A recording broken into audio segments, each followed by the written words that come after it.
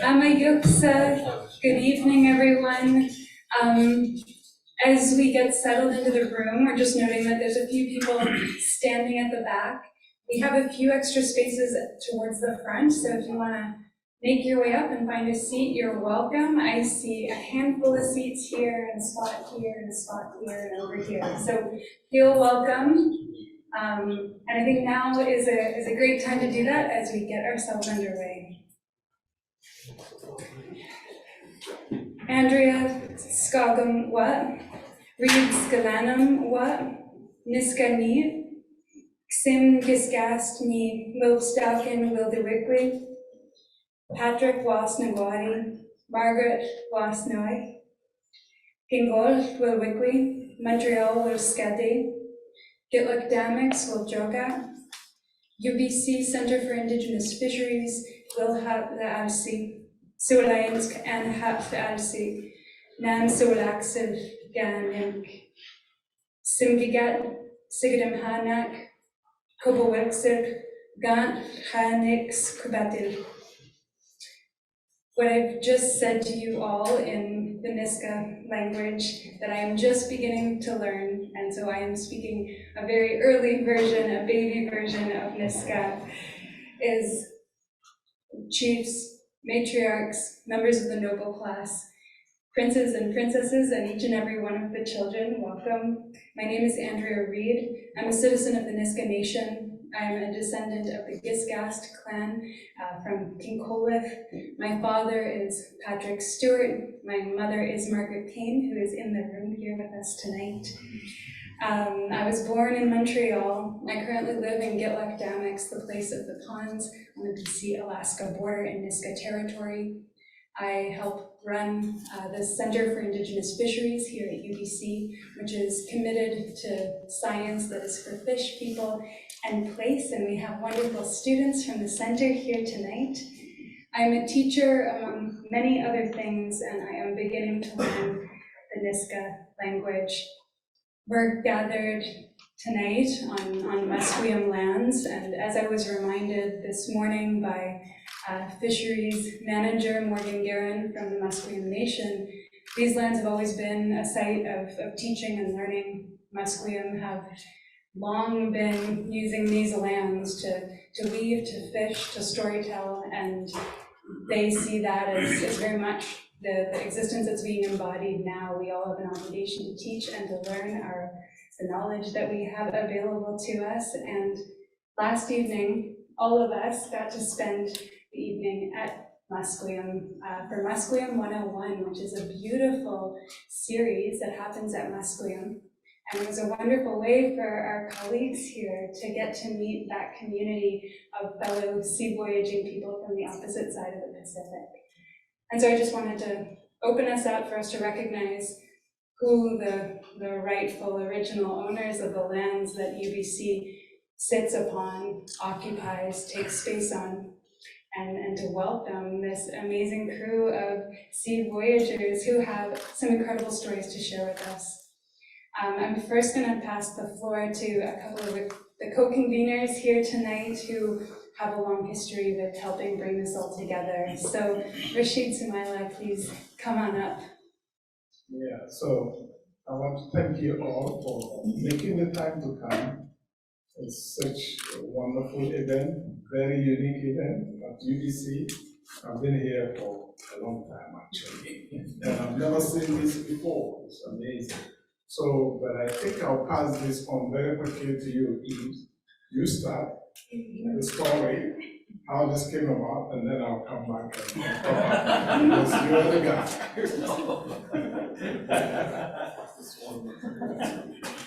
So welcome everyone. It's a great honor to be in front of you with this amazing group of knowledge keepers from very far away.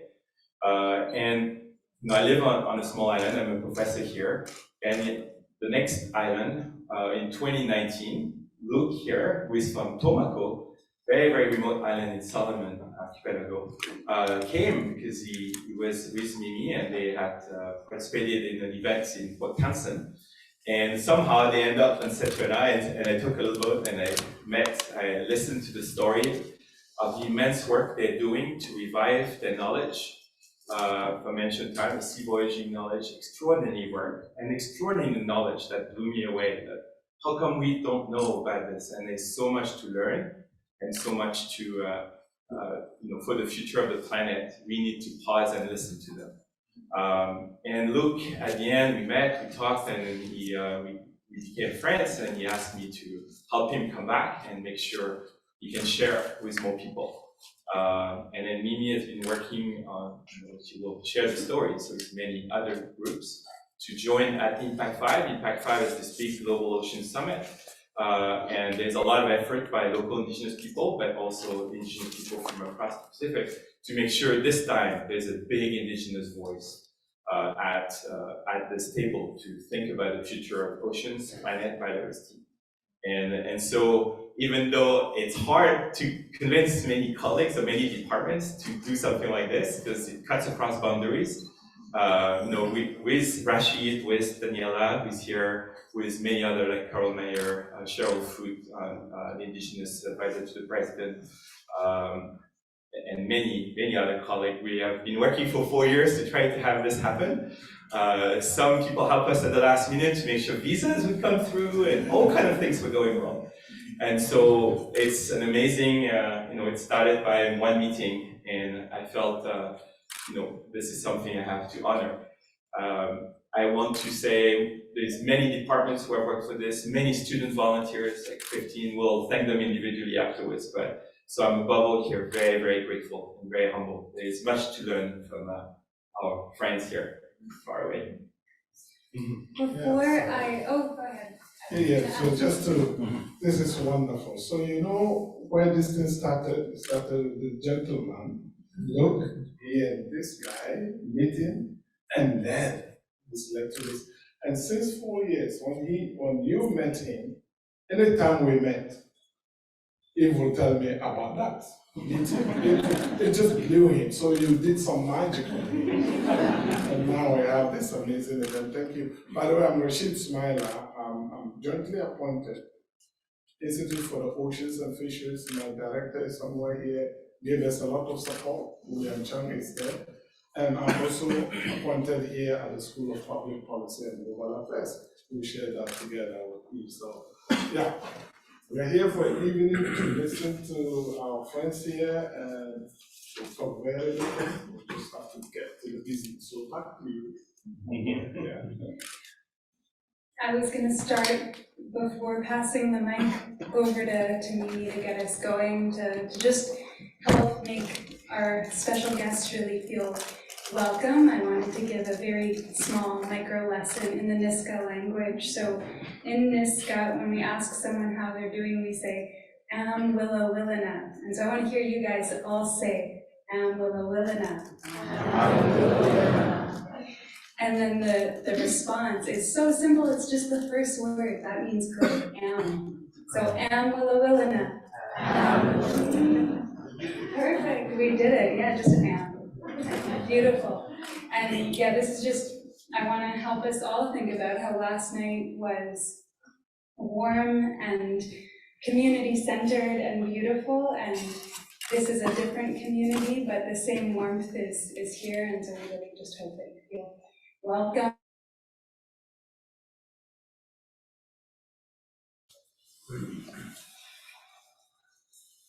Aloha tatou.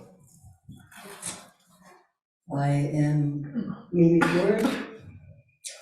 I am honored to be with you. I am honored to be with these colleagues. As Eve explained, it was a miracle, really, that they're here. Visas were invented that never existed before. No one ever heard. Even the immigration people never heard of them. And some of these people were 8 months trying to get it going. Some of actually 5 years in some cases. So I would like to say that the kind of knowledge that is embodied here is, yes, it's very rare, extremely rare. I know that many of you are in ocean science. So I know you know that over 70% of the Earth's surface is ocean, is water. And I hope you know that modern science knows very little about it. So people who not only live close to it and in it, but people who travel on ancestral routes that are 70,000, 30,000, 3,000 years old, have amassed some very deep knowledge. And these experts in ancestral voyaging knowledge have relationships, ancient relationships, and relationships that they're trying very hard to renew, to perpetuate, and to begin throughout Oceania, not just the Pacific. So coming here is, that's what I mean by special. I think I should just start the presentation. I can't say thank you enough. Are we all going to introduce ourselves now, or shall we do it presentation by presentation? Okay, all right then. I'll be the glossy one here.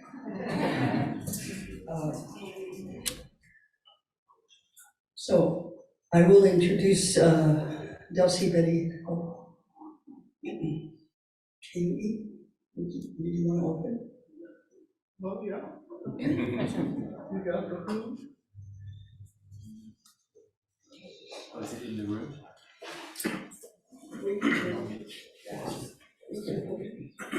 Consider the food.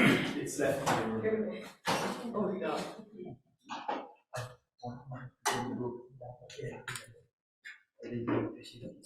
We have a mixture of protocols, but all of, I've never met any Oceania people who don't use the food. What is the conch shell trumpet that's, I know people in this part of the world use them as well, but for most of us in Oceania, you open everything by blowing the food to get everybody's attention. I think we have everybody's attention, but you'll get it in a minute because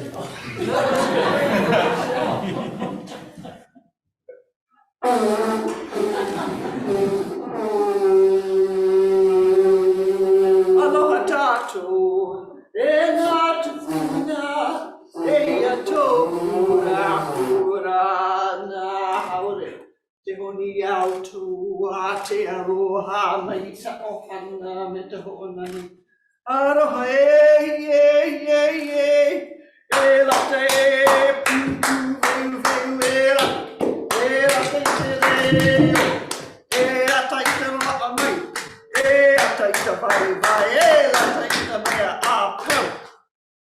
We come here as little children and salute those who have trod this land before us. We thank you for allowing us to be here and for allowing us to share the breath of life with you as you have done. Thank you for your hospitality.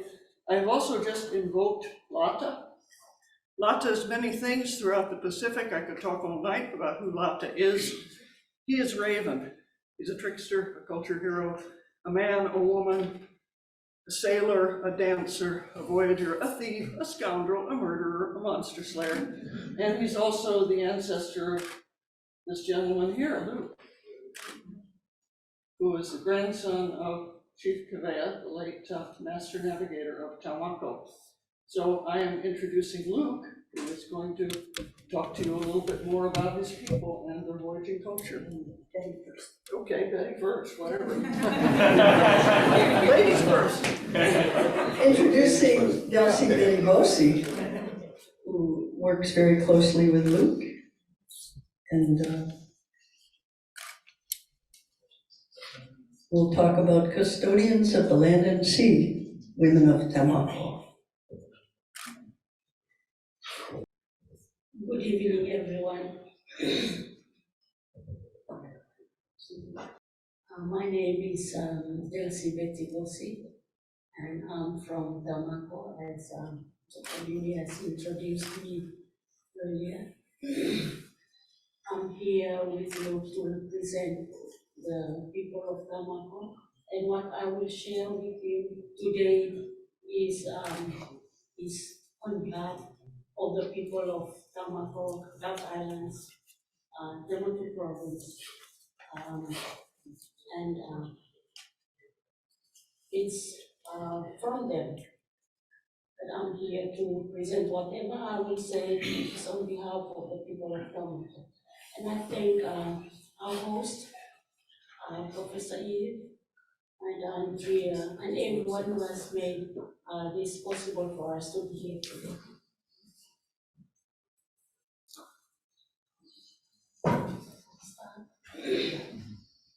So today, as you have seen, I will talk about women of Tamako, and firstly, before I go into that, in many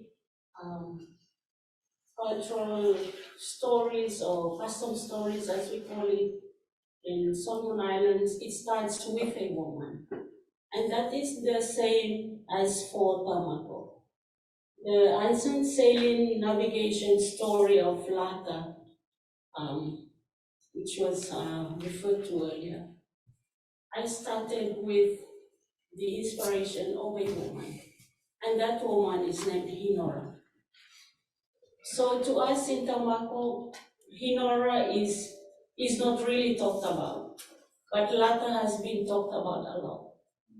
And with this ancient sailing knowledge and building, you will hear more about Lata than Hinora. But now, today or tonight, I would like you to understand that this inspiration or this story has begun from a woman, and that woman is Hinora. So in the story of Lata, Hinora is the custodian or the owner of the tree that they cut down to make the vaka, or the vaka. So she cares as the custodian of the land. She cares for the trees. She cares for the land. She was the one who led and showed Lata the tree to use in building his traditional canoe. She then instructed Lata how to build it. She showed him all the details, the design. Then when the vaka is completed, she ordered the wind and the clouds to blacken the skies and then lighten up. And blast the skies with lightning, and it fell down as rain. So Lata built the tepuke up in the mountains. So with Hinora ordering, nature to come down as rain, everything happened, and then it floated down to the sea. That's how the name tepuke came out. Tepuke means to float. So when this canoe floated down to the sea, and they were like sea trying the tepuke, and then they made a promise. Like Hinora made a promise with Lata that when Lata sailed out into the ocean, then they would blow the poncho like the one that was blown earlier.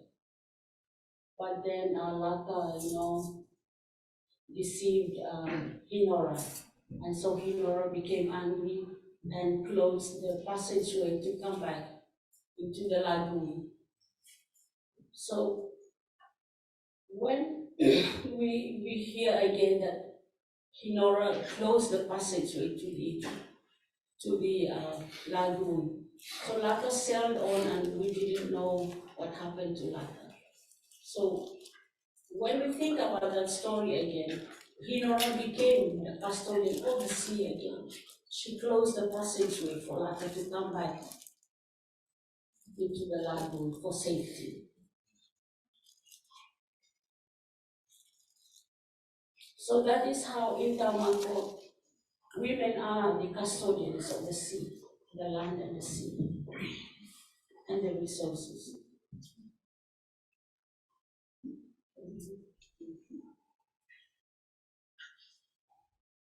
So when women are custodians, or they are the keepers of resources, of the land or the sea, they take care of it. They don't destroy it. They look after it. It's different if it's a man.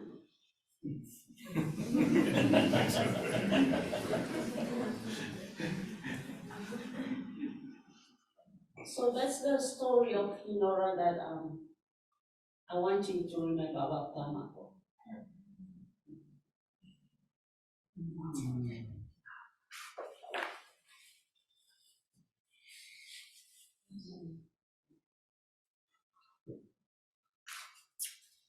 So, building these traditional canoes, the men would usually build it, cut everything, put everything together. But the women, their role in building this traditional canoe is more important than what the men do. Because the women do the small, we can say small, but those small things that they do are the most important things to make the baka move.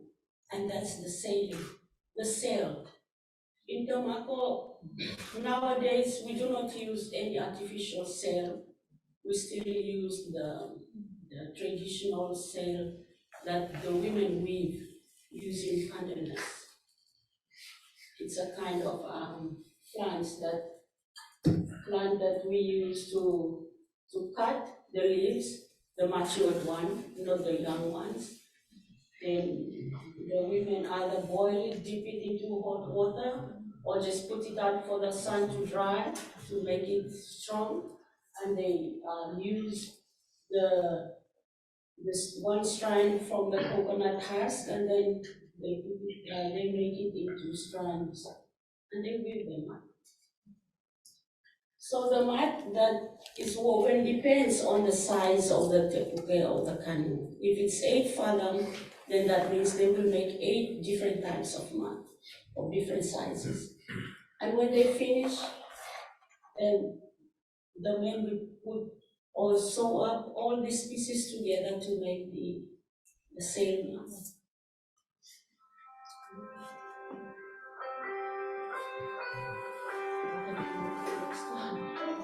I think I'm too fast for me. So, one responsibility or role that women do when making the canoe, the traditional canoe, is the women are responsible for feeding the workers or all the community that come together to build the canoe. So they prepare the food and then feed them, all the children.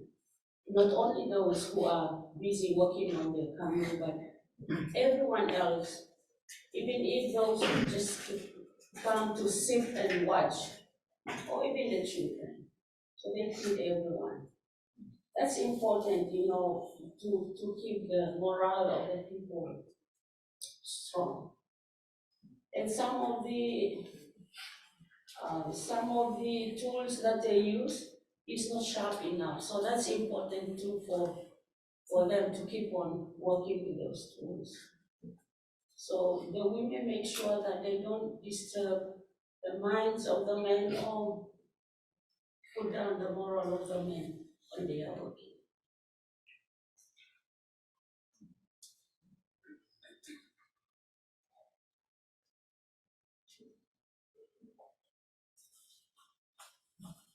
So I think what we are trying to do now, our aim for the future, is to involve more women in this, in learning the sailing culture or sailing and building the technique actually, and reviving these networks that was used before, and building friendship with the other people from the other islands. And you know, in the past, these networks are not only for friendship, but they are for trade. You know, Tomako is very isolated. It's a small, Tomako is made up of, I think, 5 islands, and the big island is what we call Tomako. The Duff Islands is made up of so small islands, but Tomako is the biggest one, and it's only about 5 kilometers. That's the size of Tomako. It's quite remote. If you travel in an open boat, it takes about 5 to 9 hours. If the weather is okay, it will be 5 or 6. If not, if it's rough seas, then you have to travel maybe 9 hours to reach Tomako. There is no electricity, there is no telecommunication, so it's quite hard. And in those days, the only form of transportation is the teputi. And they have to establish these traditional networks to build friendship, so that when they reach another island, they have family or friends there to look after them, to care for them while they stop and rest. And they trade. And you know, it's also about acquiring wealth. The more tepuke we build, or the more canoes we build, we sell out, we trade with the other islands, and that's how wealth is built by this man. So it's predominantly a men thing to do in sailing. But over the years, women are also brought on this tepuke to the other islands. And women are also brought back from other islands into Tomako. So that's how the network works. So it's a form of establishing friendship with the other islands, amassing wealth by the men on the trip of the island, and just, you know, sailing around the island, building networks for to the other islands to assume friendship or like that. So that is how the ancient networks or the traditional path or rule that these people do is now being pursued by the young Tamakons this time, and we are trying to revive it.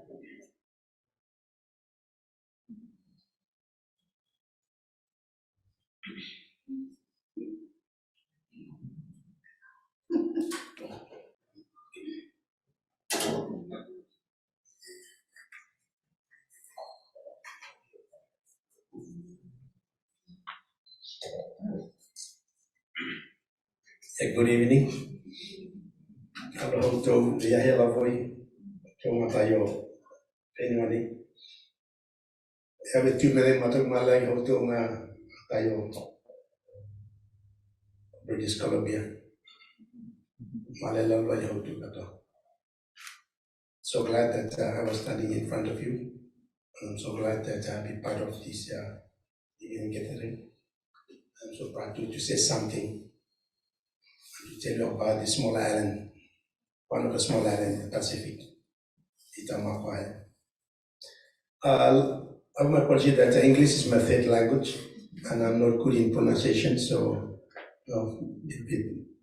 we will not hear me properly how I will say some of the words. Yeah, so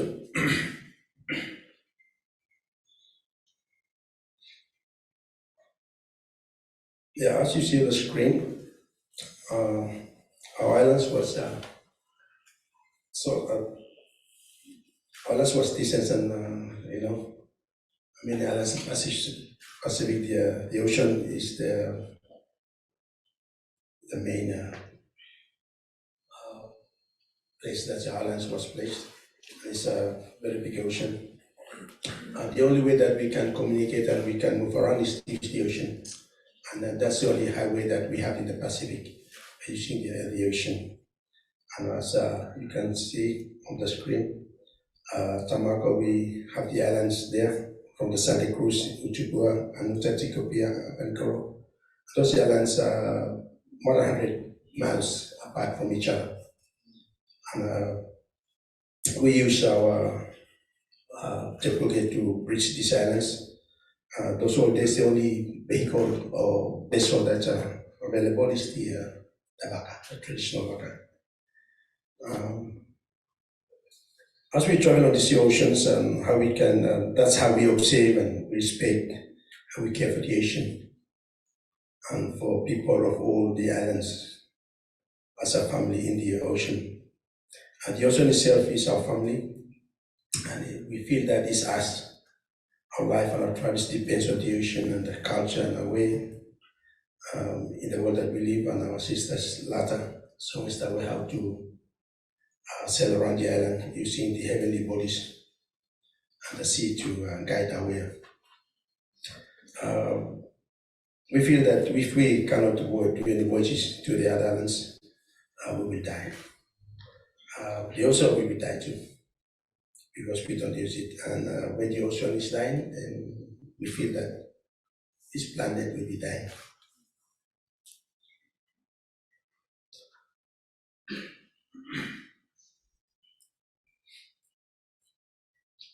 The only vessel that we use in Tamako is the baka tamako, or the traditional canoe of Tamako. And this canoe, we call it tepuke. And tepuke is the latter design. We got 3 types of baka, but the tepuke is the ocean type of vessel that the latter was built at the time.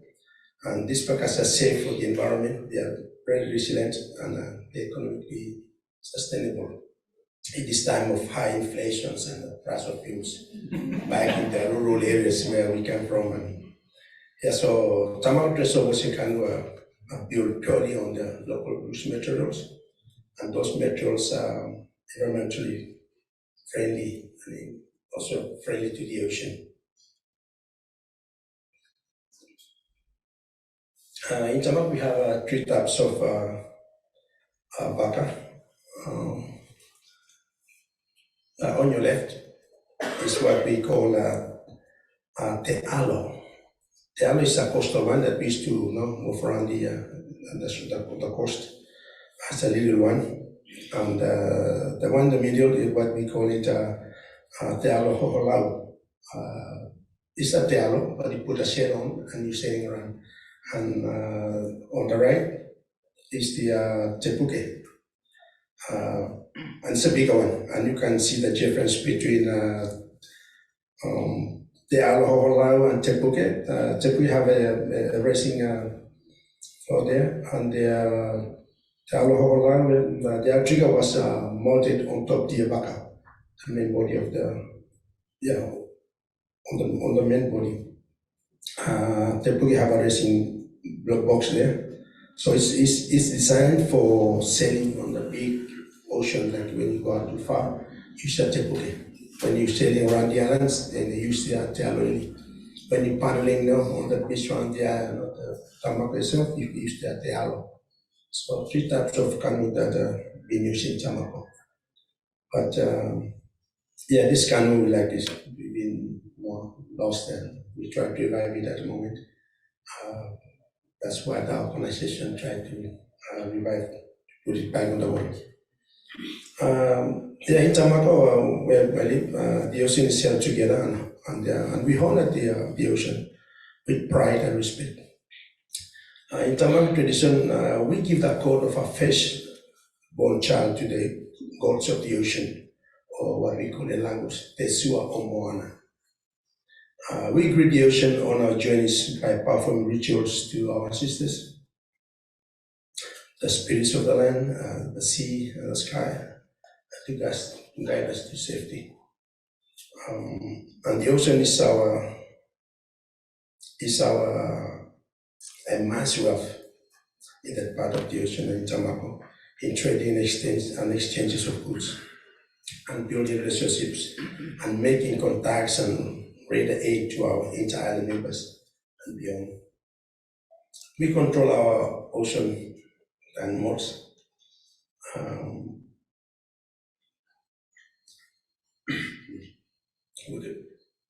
The use of ocean and animal and plants to make sure they survive. We protect them by knowing if they need help and by applying proven methods of helping them to survive as we experience the global warming. Look at the Jadita South, the layout of the islands in neighboring, like our sisters are voicing in Tamako, voicing Canoe. We voiced in the past to make friends, to the exchange of goods, and to sell their traditional baka as their alo to our islands. Remember that time there's no any means of transport, so Tamako can build those baka so they can sell to our islands for them to Pandoran and selling to the island. And they used those vessels to visit their friends and relatives and to marry to other islands. They even go to search for girls to marry or to find a wife for the children or for their sons. People Tamako are known for sailing to Santa Cruz, up there, the island, the Reef Islands, Vanikoro there, Utupua, Tikopia, and Anuta. So we do this trade until some islands was colonized by British. Then when they will come up with a border, a maritime border, boundaries, and the passport system was established, then the trading started to stop. And because there's no more trading between the islands, and the people start to not interested to build a big vessel like the Puke and the Anili. So by then, no, we are not mass crossing the islands. We only trade with our inter-island, but going over to Vanuatu and the Fiji, as we used to trade with the Rotuma Island in Fiji and Vanuatu, or the New Hebrides that time. She stopped.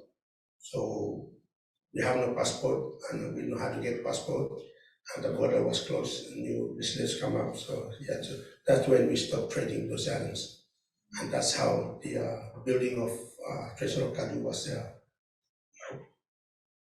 stopped or was reduced. So people had no interest to build in Wawaka. Today, the Wawaka Tamako Association and very try to integrate needs now for us to reconnect with our Vanuatu and Fiji, but it is difficult. It's difficult for us because of the cost of the border crossing and paperwork for the visas and passports. So that's the issue for Tamako now.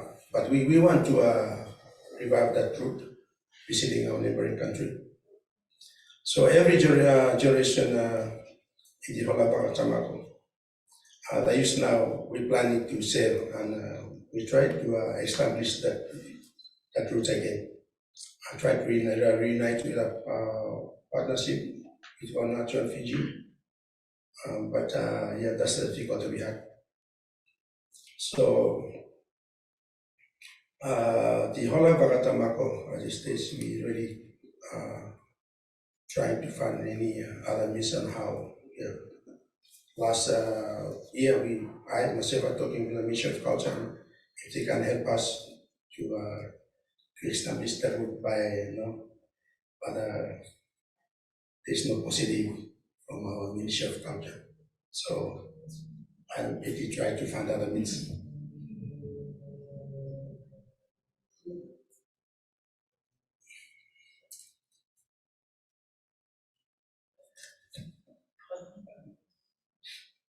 Yes, me.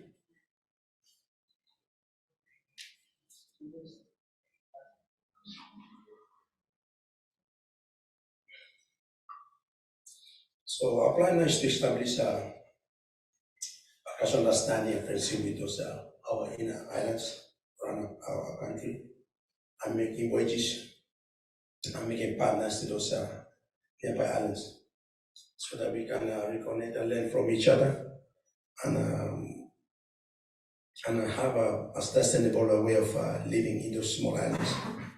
We can strengthen and reconnect back our networks and make peace and create sustainability for everyone in our small islands. So our Voyaging network makes us aware of what animals and plants need to be conserved now, as the islands are very small and the population is not growing, many people.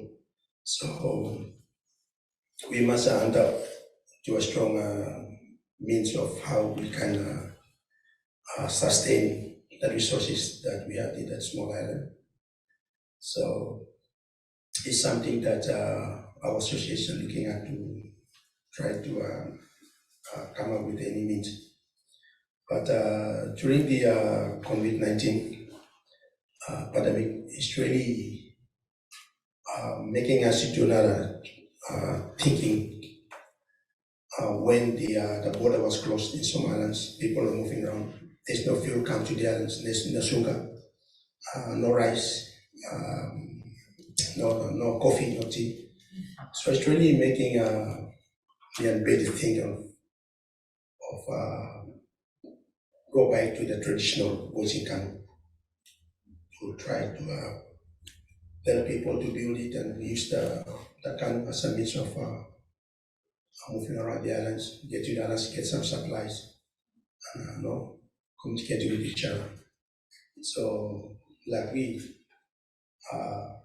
get angry to nature for giving us the COVID, but we're happy too that nature teaches us through the COVID-19 that we have to rely on ourselves, the resources we had, and we have to respect nature, we have to respect the resources.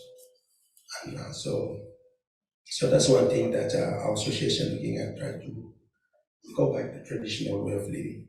That's very sustainable. Because everything that we build the takeaway from is from the stuff from the local plants. So easy to root back to the ground, like us. Nature make us to get back to the ground. So when we die, we go back to the ground. So the thing that we have the land go back land. So now in Tamako, we imported bottles and batteries and it lay with the island. So that's something that our association tried to look at and how to save our resources. See, especially the sea, to save our fish, our corals, our clam shells there.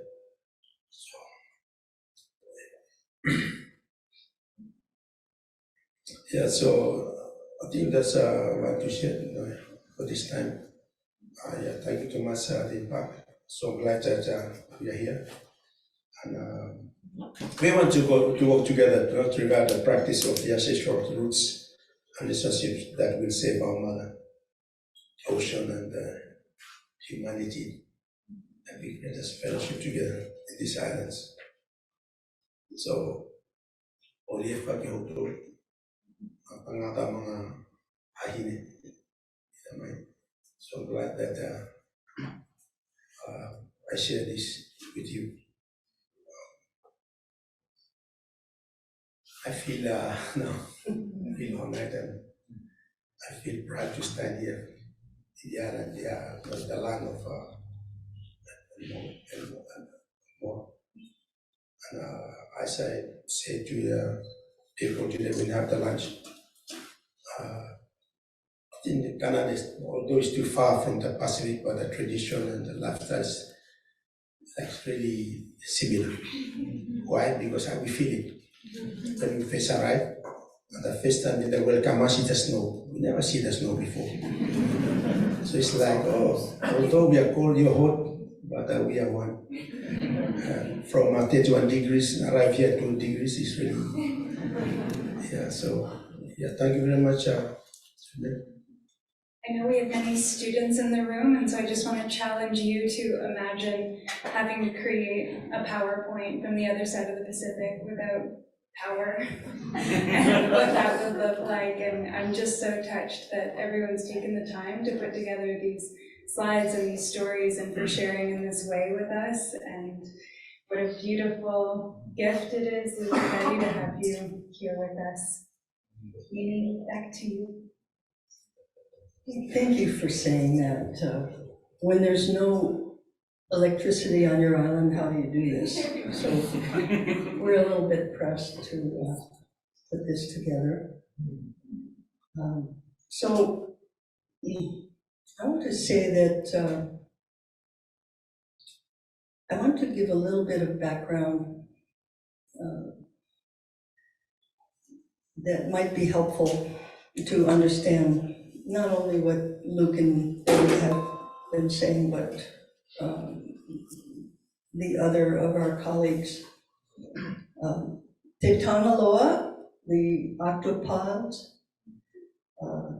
8-armed, many-tentacled, are an ancient image in stories of the holistic and interrelated knowledge contained in the ancestral roots.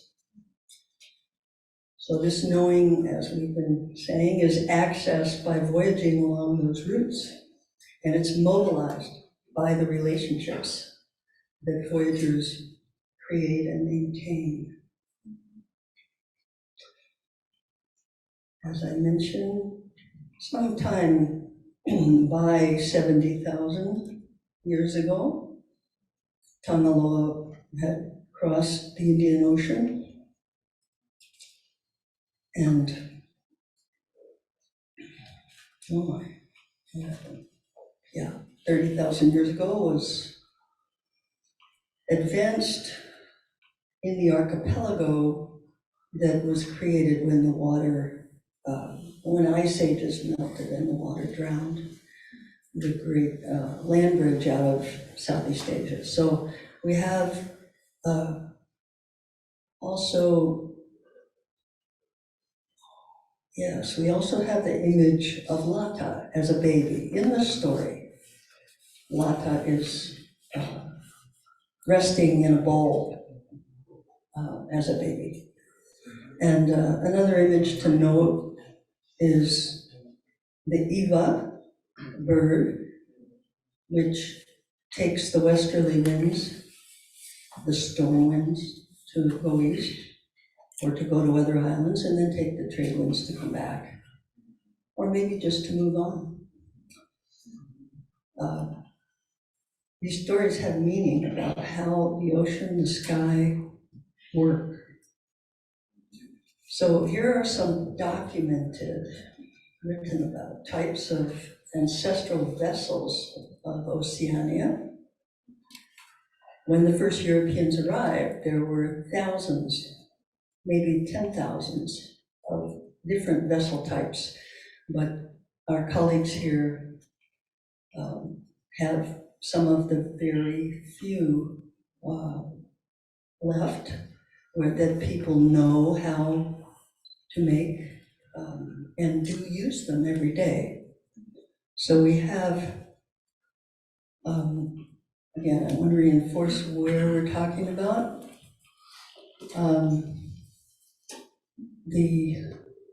Let's go up here to the Federated States of Micronesia, where Mario and Lolo are from, and the Masim, or Milne Bay off the southeast of Papua New Guinea, this gigantic island. It's really a continent. And then we have the Taumako, vessels, where did you go? Yeah. Tepuke, there's a Tepuke, and who am I leaving out? Fiji. Oh, way over here. Oh, yeah. Okay, so there's an 1880s image of. He's going to tell you about that. Okay, I won't press my luck here. So, networks.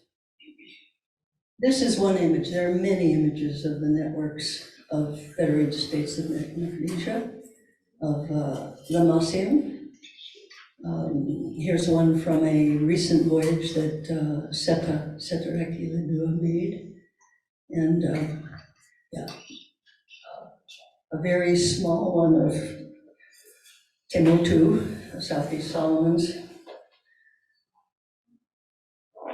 Again, this drua, as you can see, is, well, maybe you can't see the ends of the hull, but it's larger than that ship. And this vessel, Wa, from Micronesia, made a 3,500 mile voyage to southern Japan in 1975. And this is a National Geographic Society version of some of the main routes of Micronesia. And here's their reenactment of towing stone money, each of which weighs tons, coming from Palau. But I think Mario may tell you about that. Okay, so I want to show one example of the arrival of a tepuke. This happened in 1998. Tepuke from Telmaco. This would be good this time.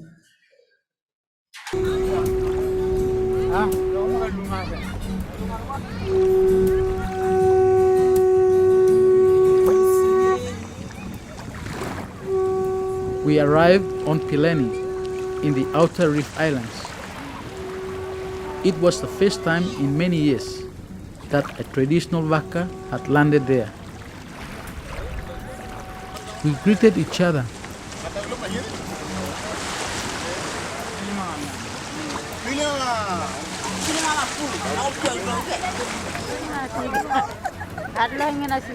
Thank you.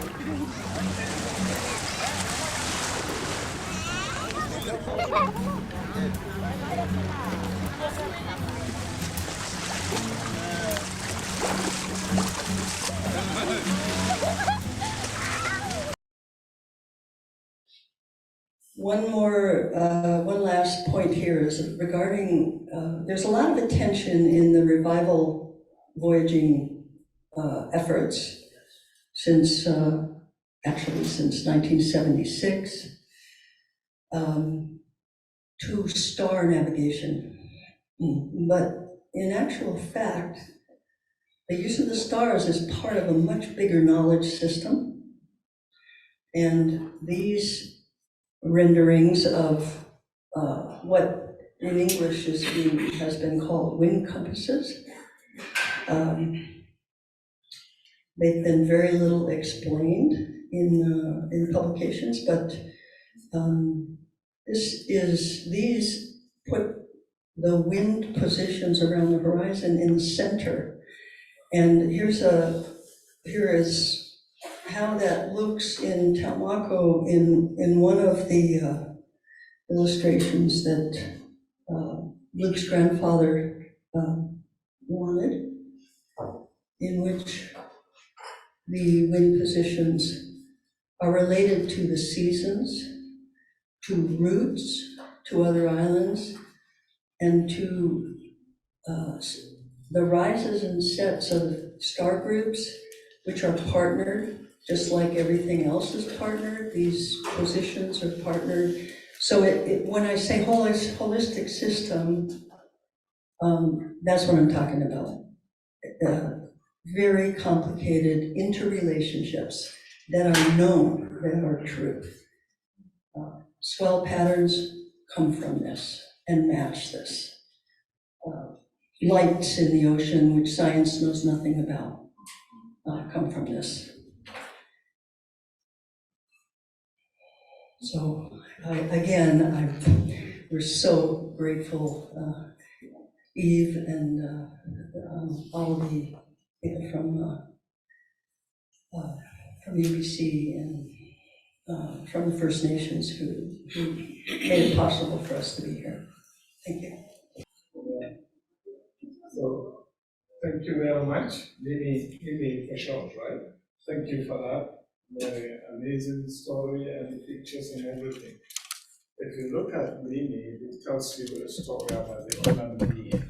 Mimi, you are from the Pacific, right? Can you tell us your long-term relationship with those southern people? I was not born in the Pacific. I have no Pacific blood. No one in my family wanted to go to sea. I was just weird. But what happened is, well, you know, I got a PhD in cultural anthropology, but they didn't think it was very important to do anything about seafaring knowledge. So I was sailing anyway to various communities who no one's talked about, who have the kind of knowledge these people do. When I went to Taumako, I did not, 30 years ago, I did not know. Well, it was said, even by the person I went there with, David Lewis, that there wasn't anybody left who knew how to build a canoe or navigate the whole way, the old way, period. So what happened is Luke's grandfather, Kaloso Kahia Kabea, invited us there, and on the 10th day, he asked for help. He had everything planned out for each day, and the Waka Taumako project was his concept.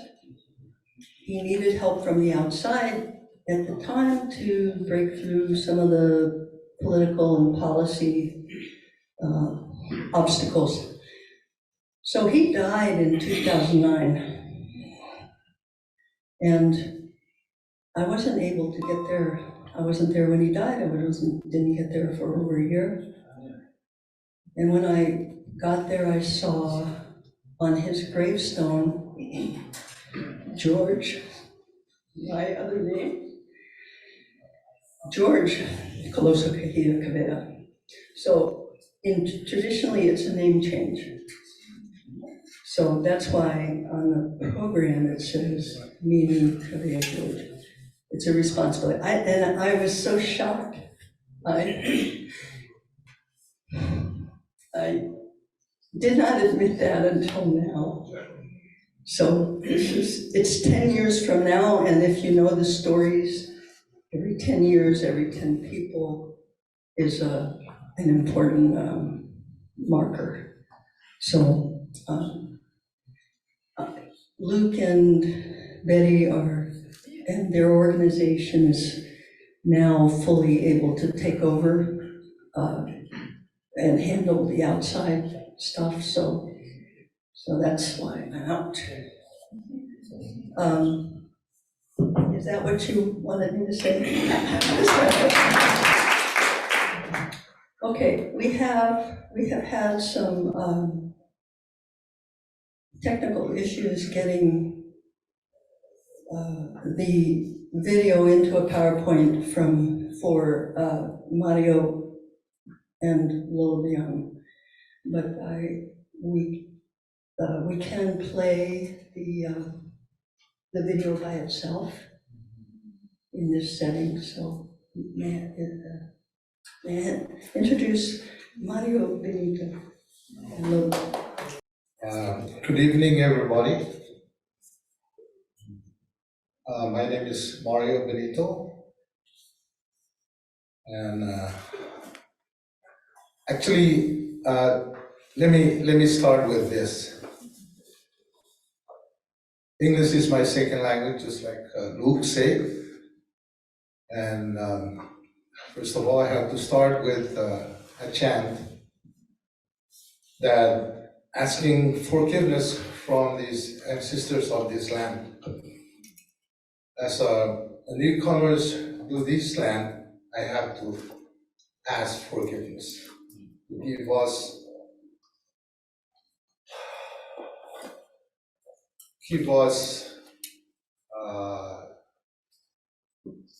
a good, what am I going to say? That's why I say that English is not my first language. To give us, like his good spirit to walk around the compass or walk around his land and guide us so we don't get lost. Because, like we follow stars. We don't follow the street light or street sign. Okay.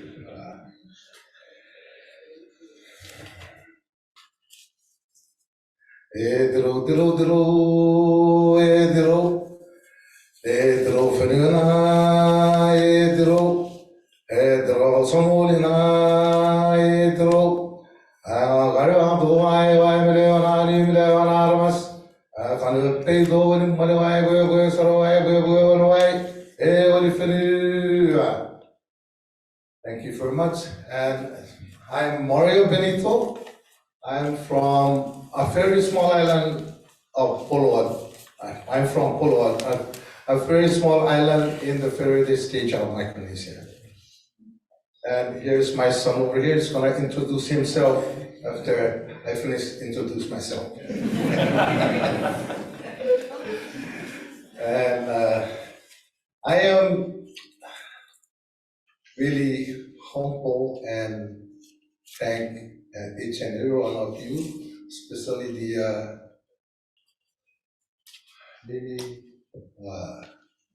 everybody that I'm not used to, like speak on this, like many people. So I'm kind of nervous. Am I?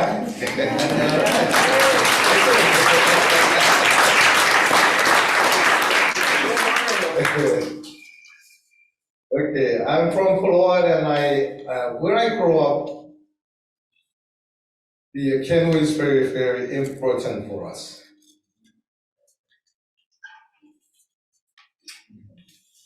Come on, baby.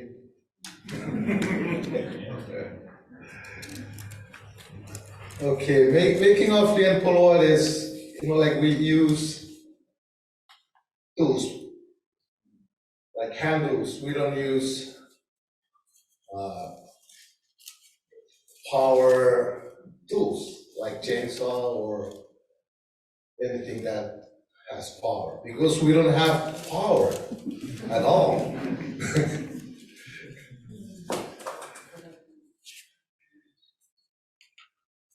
And building a canoe is very important because, like that's our sustainable transportation for bringing food to the family and visiting family in the other islands, because the islands in the federal state of Micronesia, we have a family everywhere. It's like a clan. And that's very, very important for each clan to have their own canoe. And by building a canoe, the whole community, they have to get together and then work together to finish it. And while the man work on the canoe, same as what the Pedi said, women will feed them, because that's who they are. They're the life keeper. And as you can see, this is one of the master carver, Manu Sagal.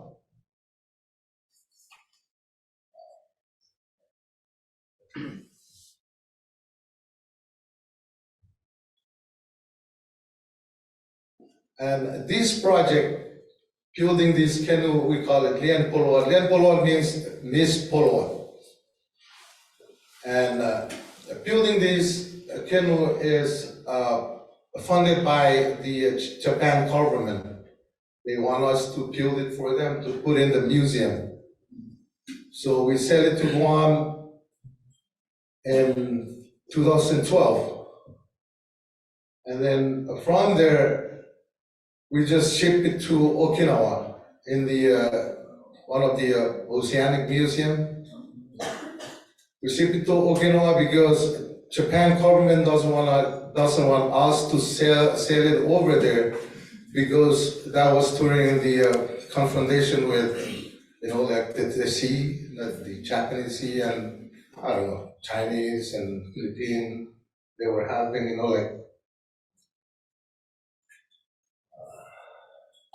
and that's why, we don't sell it to Okinawa.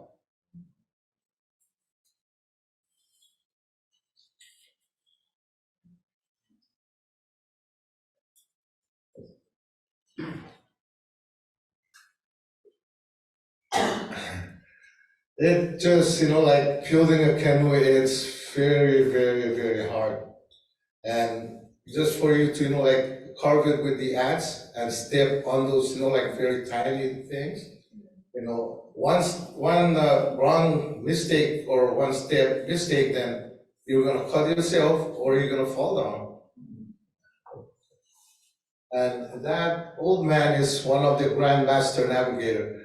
And over here, they have to, measure it. There is a measurement for the canoe. You cannot just, carve it. There is a measurement.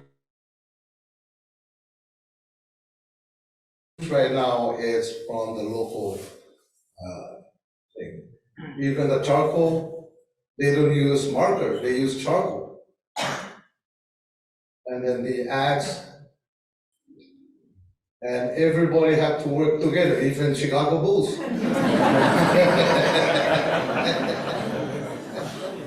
And again, since my son is standing over here, say he's gonna take over, maybe, yeah. But how about your presentation? Or is he gonna? Okay. All right, boy, take over.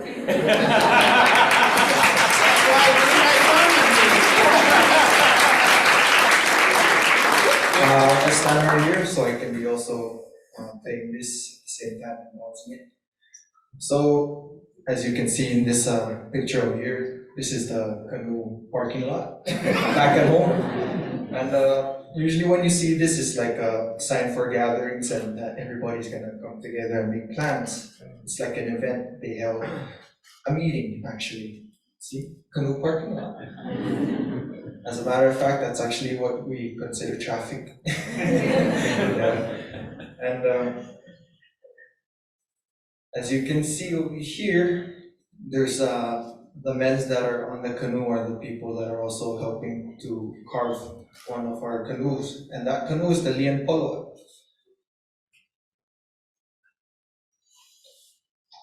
So when we're gonna carve the canoes, right? We don't do it by whole. Actually, we carve it piece by piece. And when I say piece by piece, as in like we carve one section of the canoe and we're gonna put it all together. And eventually it's gonna turn out to look like this. So in this picture, you can see that it's actually not connected, but they glued it together. And we use this glue, it's actually from the sap of this tree called breadfruit tree. And that breadfruit tree, we would cut it and score it, and while the sap is running, we will collect it. And we'll store it inside a container or like a coconut husk. So by the time that we're gonna put all the canoe parts together, we use it. Further along this video, you will see it. So as of this picture, they are making the final adjustments and making it look like that. At the very first part of this video, you can tell that the canoe wasn't really in good shape, but Now you can see that's really in good shape, right? So carving is really, really important. You have to know what you're doing while you're carving, because one, if you make a mistake, you might even have to restart on the whole canoe. It's that serious. It really is. So you have to be really patient. You have to know what you're doing with your hands. And yes, I'll play it.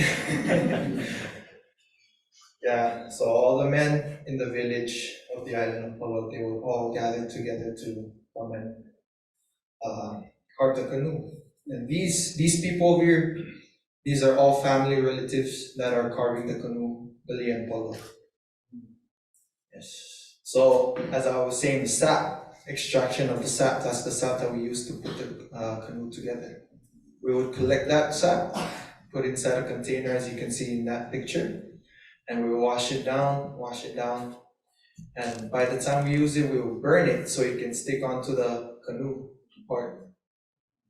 That's my Uncle Pinti.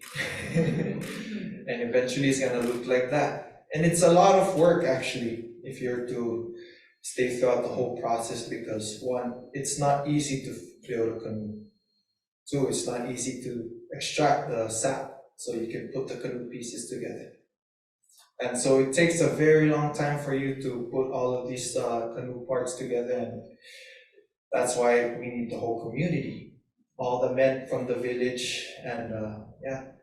Rope making is one of the most essential things that we have to do in order for us to make a canoe, because without the ropes, how are you going to sail? So in order for us to make rope out of the coconut husk, we would bury it in the sand, leave it throughout weeks, even months, so it can get so, like, I would say, soft, so that when you're gonna roll it, it's like a very strong bond when you start rolling it together. And it's gonna turn out to look like that.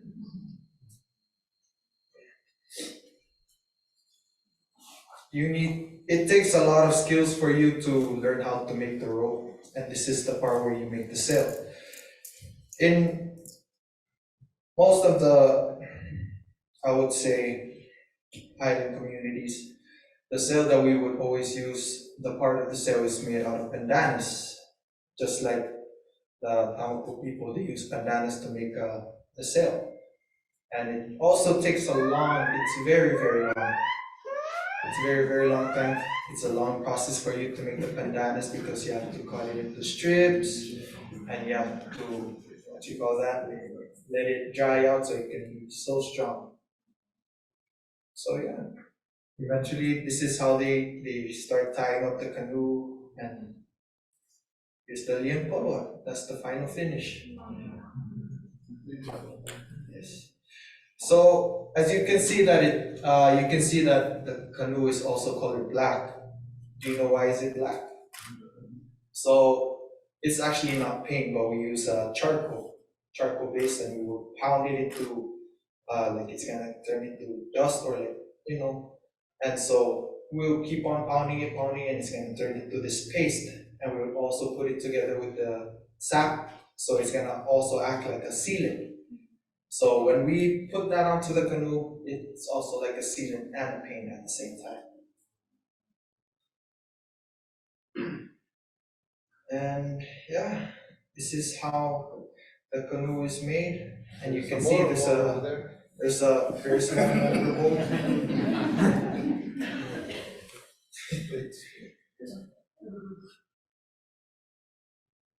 Yeah, this is the outcome of all the hard work the men from the village had to do in order for the canoe to finish. This is the final product, and yeah, this is the first try out. So these men, they would always, after they finish the canoe, right, and they start setting everything up, they would go and like test it out and see if there's any problems. And if there's any problems, they would come back, redo it, redo the whole process. Not the whole process, but like fix the mistakes, yeah, if I were to say. And see the one that they're fixing right now, it's the place for it's like a shelter on the canoe for the chief or the master navigators. And this one is the ritual for the long distance voyage. So they will like gather together and they will bless them before the voyage.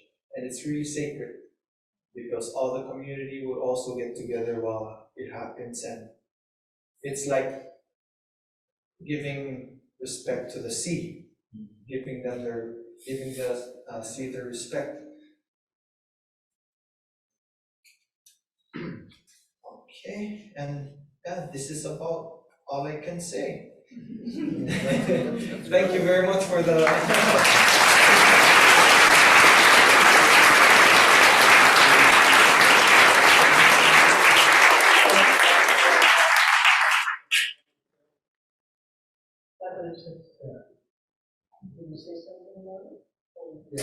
Okay, so I will speak about cells.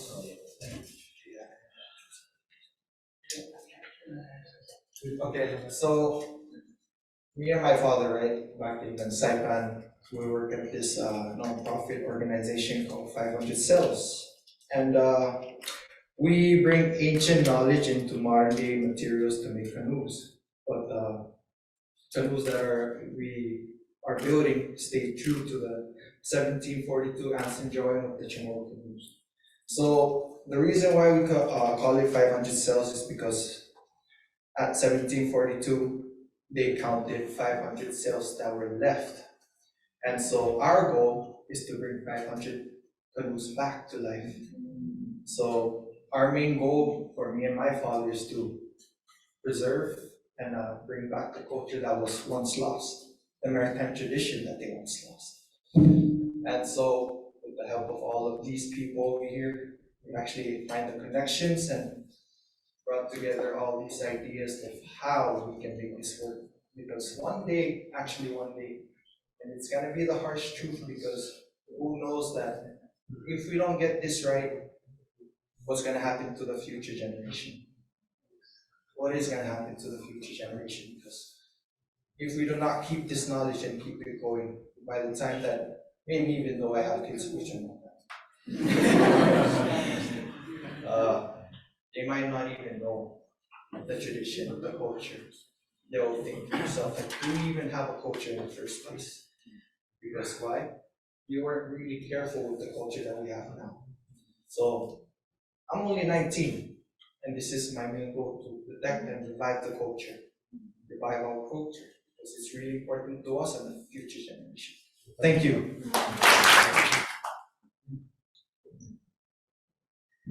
So I'd like to call up the farthest away of our expert, ancestral voyaging experts, Morakula Kunyogu and Sanakoli John from Masin.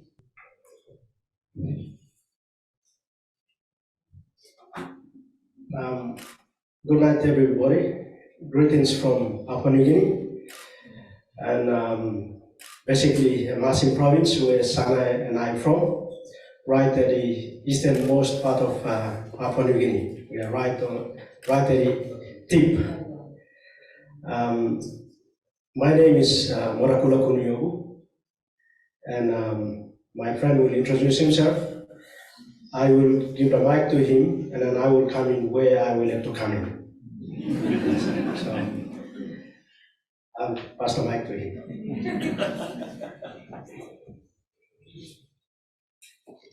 Good night. I'm Sanakoli John.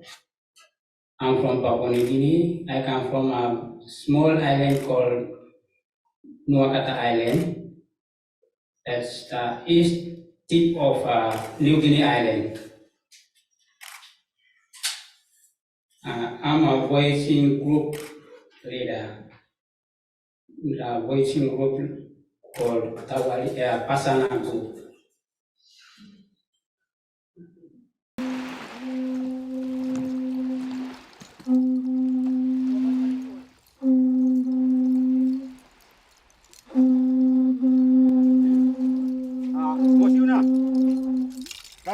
Mannaga ida so to borenale ne tugat batu asa gege une mai bona to borenale me batu mai bona bebe igu to mata kata mer be taw mana si une Kau toki tua tutarura na mo mun. Ka na tua posama na lagi una bato tagi paru be ida une se pusi be ida le asi ule. Gete be gulia do ile. Gurom. Ya gulia do ile ta na ga si. Ida ali la si na kama be idi mulia na sa simia to ka simu. Be si awa.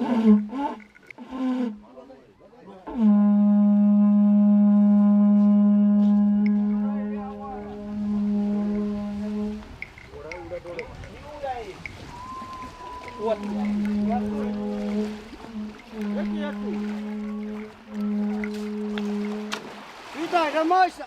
Rawarokan kan opo gue nanti opo penau.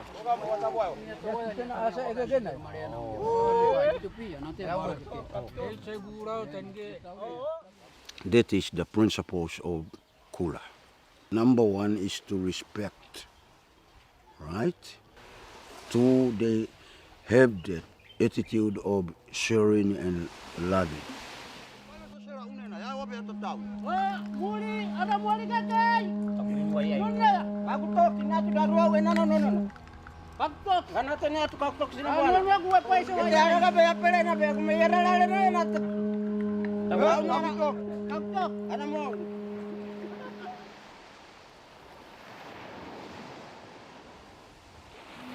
People are just giving without demanding for anything else, and they'll be just giving out anything that is hidden from the family. It is for the family, but they have to give because that is the power of hospitality.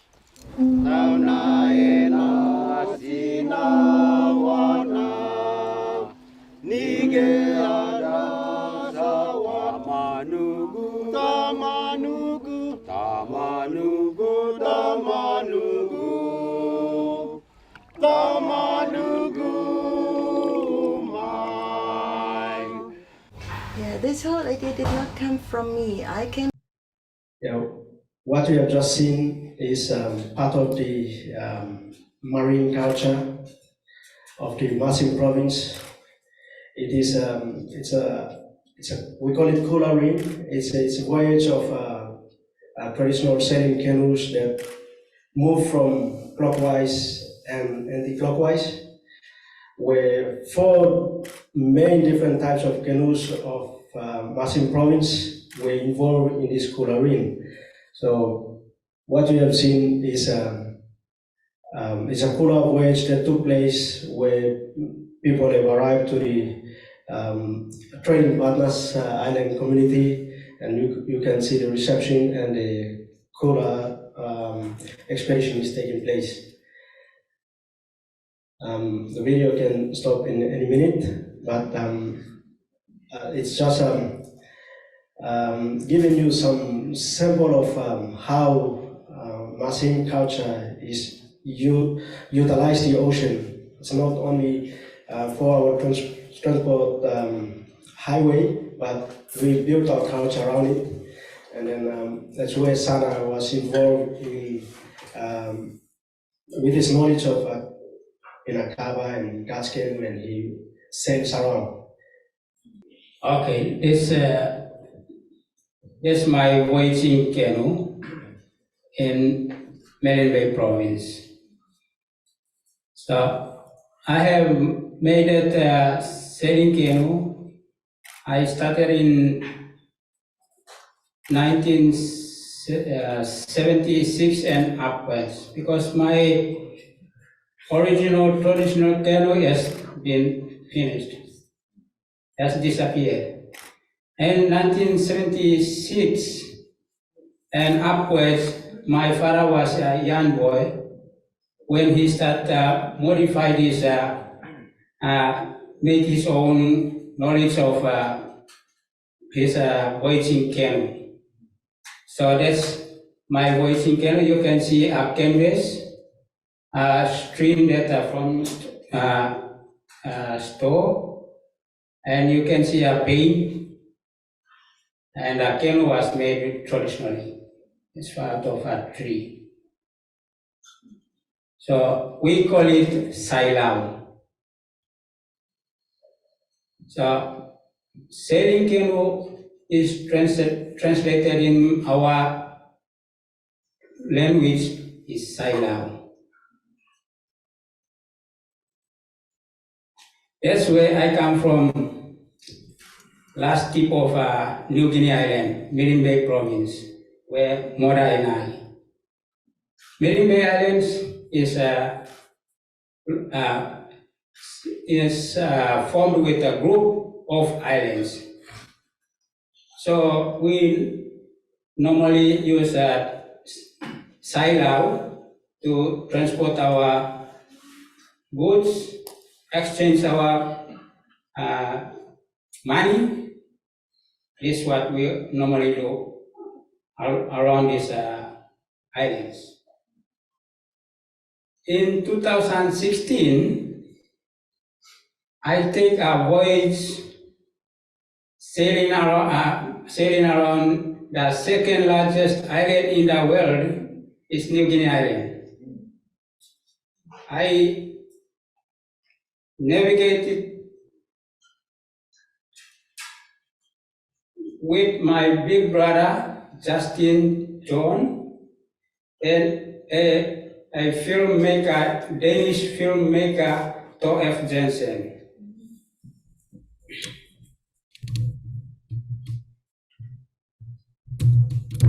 We completed within 6,300 kilometers within 1 year, 1 month, 21 days.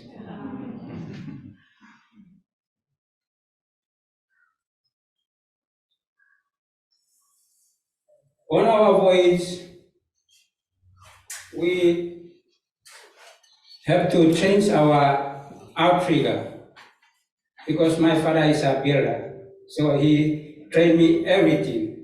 So when I'm on my voyage, whatever is happening to my canoe, I know where to do, and I know which tree to get, and what to do, how to tie.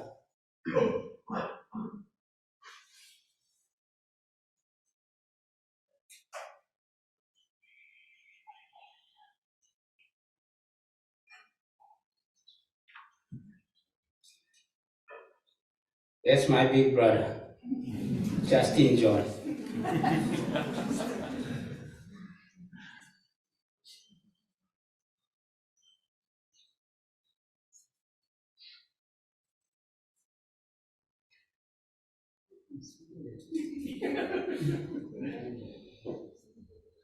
So you can see that tree. There's so many trees there, but we go for the chosen one that my father has taught me. I won't cut unnecessary trees.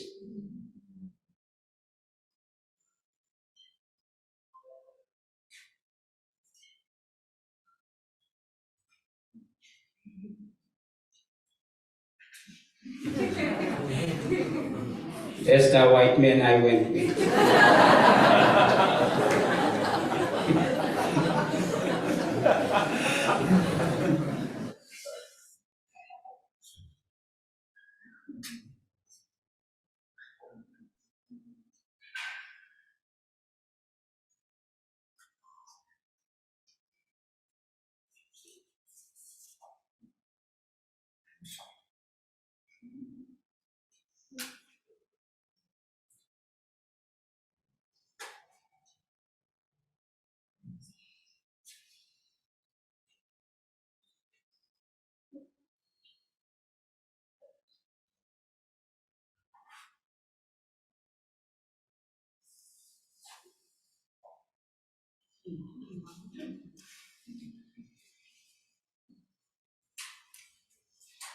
So now I'm happy with the new outrigger. So I'll be repairing it, the old one, and then it's possible for me to sail again.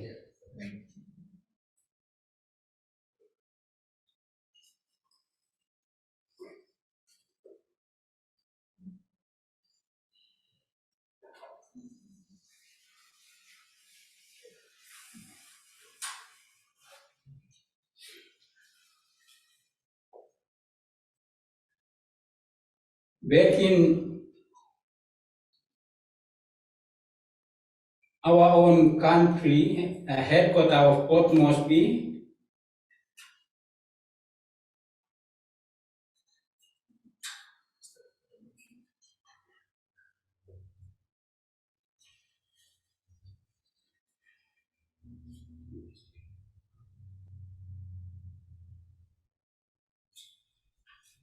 This is how I run. I have no house. Rain is my rain. Sun is my sun. So my navigation canoe has no shelter.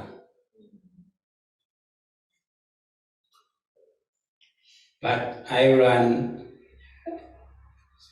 6 to 10 knots.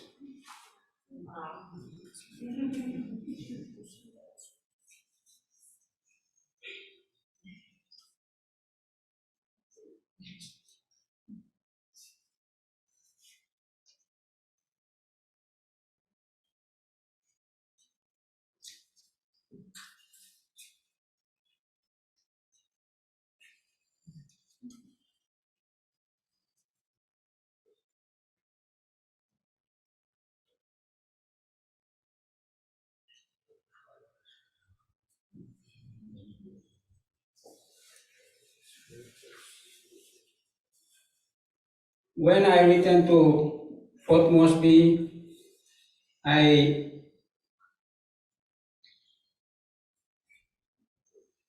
my capital of Papua New Guinea, Port Moresby, all the medias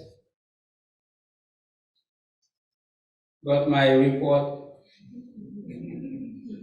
and I have to teach, show the story or tell the story to other students, school students.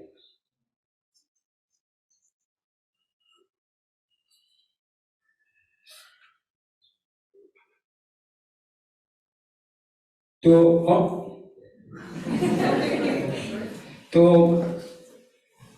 complete I use GPS compass, but when I come to some situations, I use my own feelings to navigate my own experience, what I have taught with my father and uncles.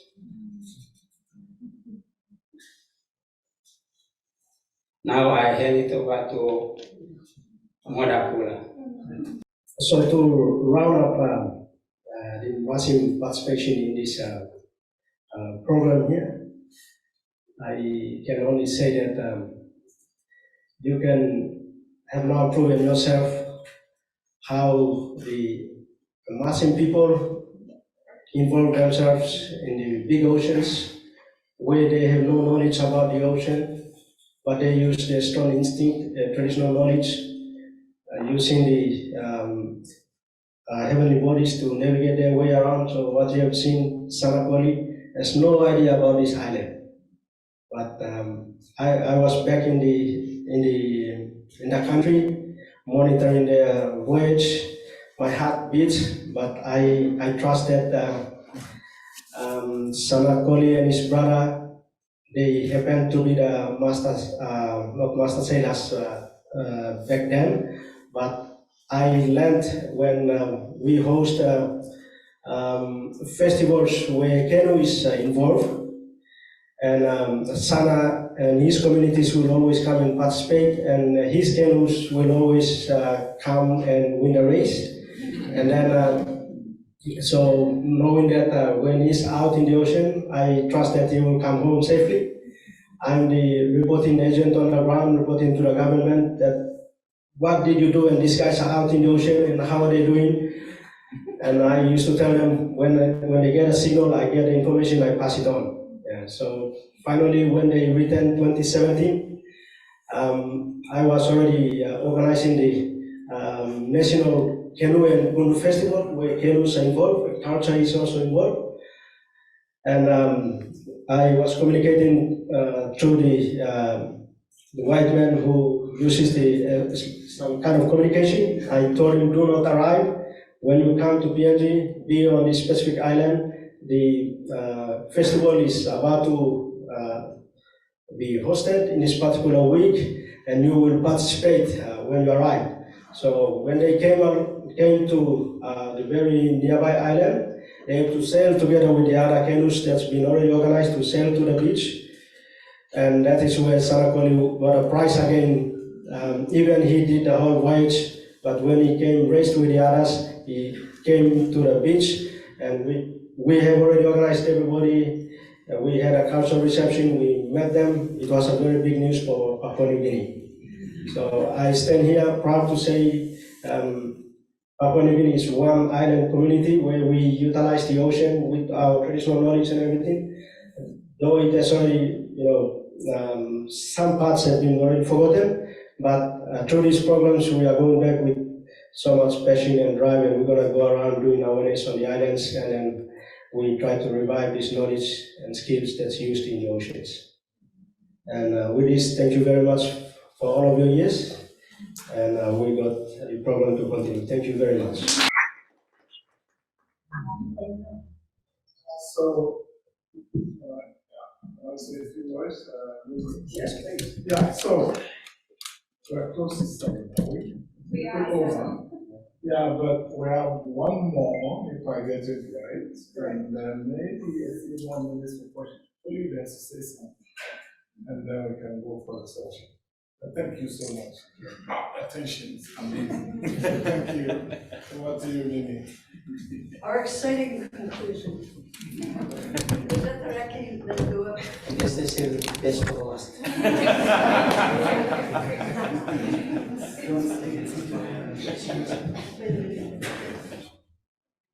Ni sampulo pinaka nada mo sa terikilen dua manini lau bici wala dia muni chora mereka dua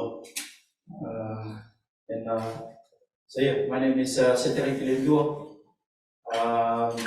from the most beautiful place in the world. Obviously it's from Fiji,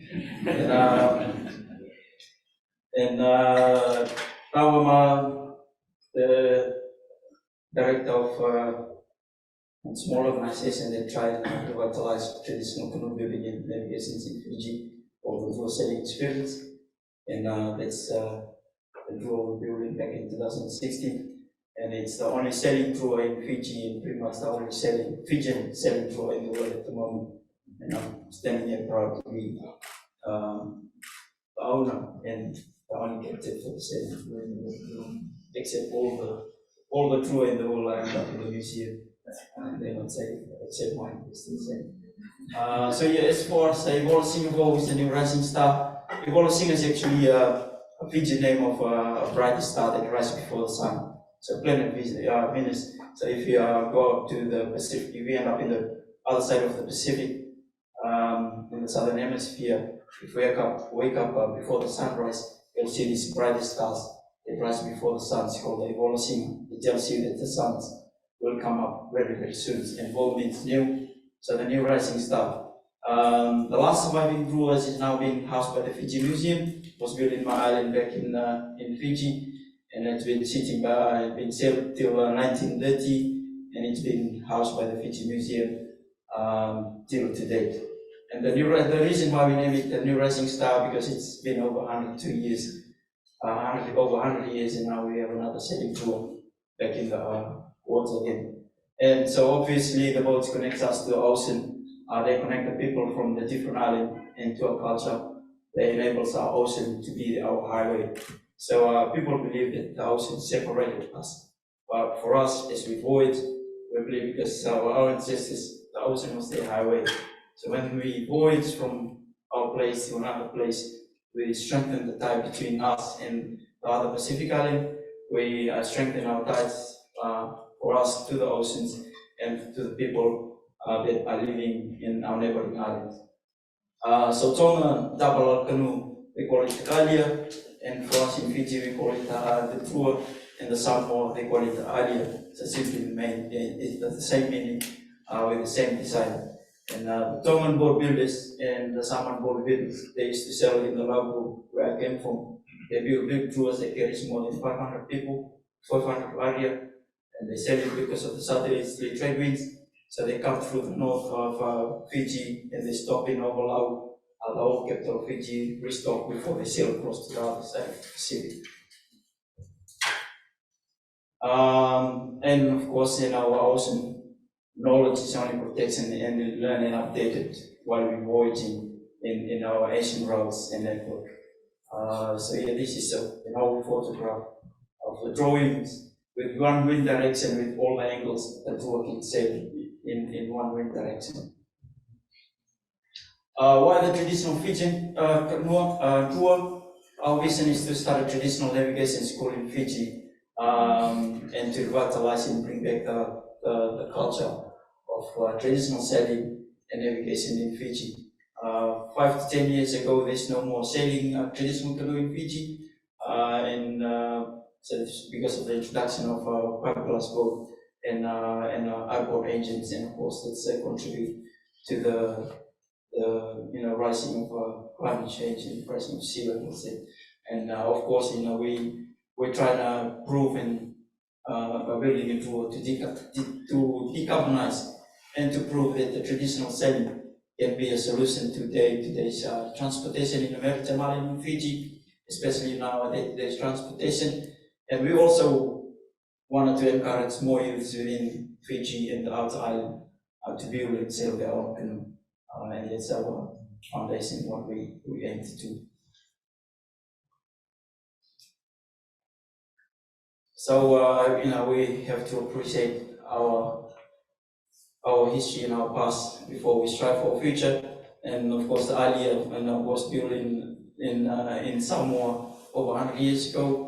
If you count the number of people that are on board, there are more than 200. They built big tours that are over, the biggest they ever recorded was 118 feet with a height of more than a double-story building with over 21 feet height. So I imagine it's bigger than a cruise line.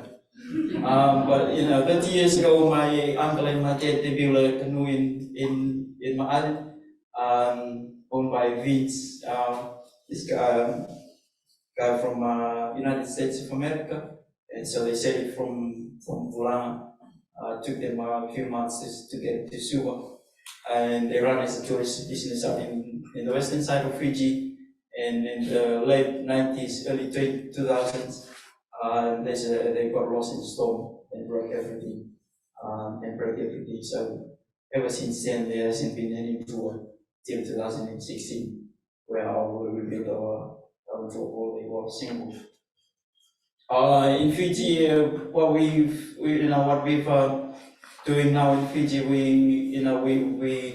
we were fortunate to have a small grant from the U.S. Embassy and from the IUCN to develop a training program to teach all the youths within Suva area, the main city in Fiji, to teach them how the basics about traditional canoe building, to identify the native timber that are used for traditional canoe building, and of course the basics about traditional sailing and navigations. So traditional navigations, it's so master navigators sitting here. We navigate. We don't use technology. We use the stars. We use the wave. Everything that we see in the oceans every day, that's what we use to guide us to our destinations. So we never use technology.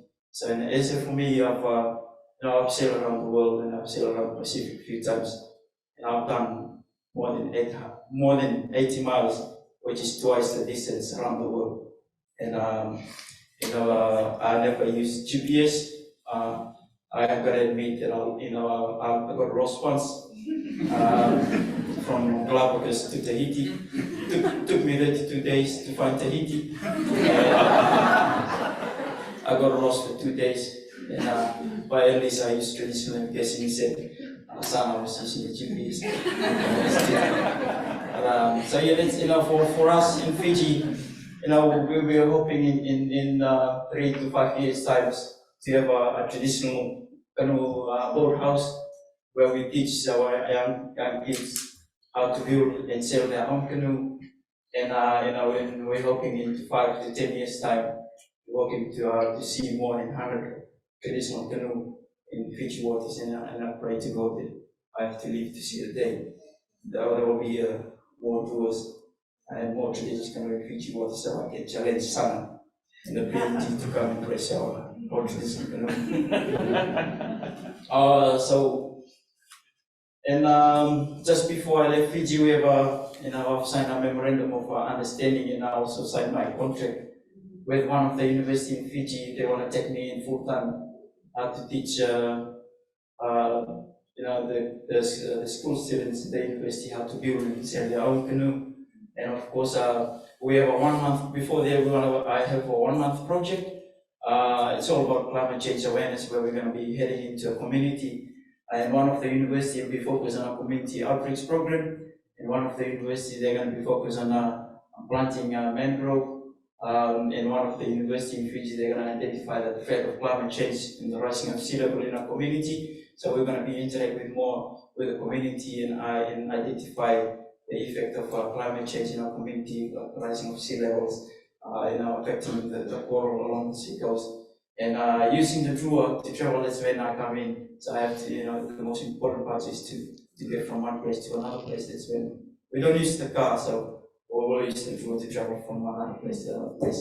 And of course, our dream is to build more canoes. The community build their own canoe and sell their own canoe.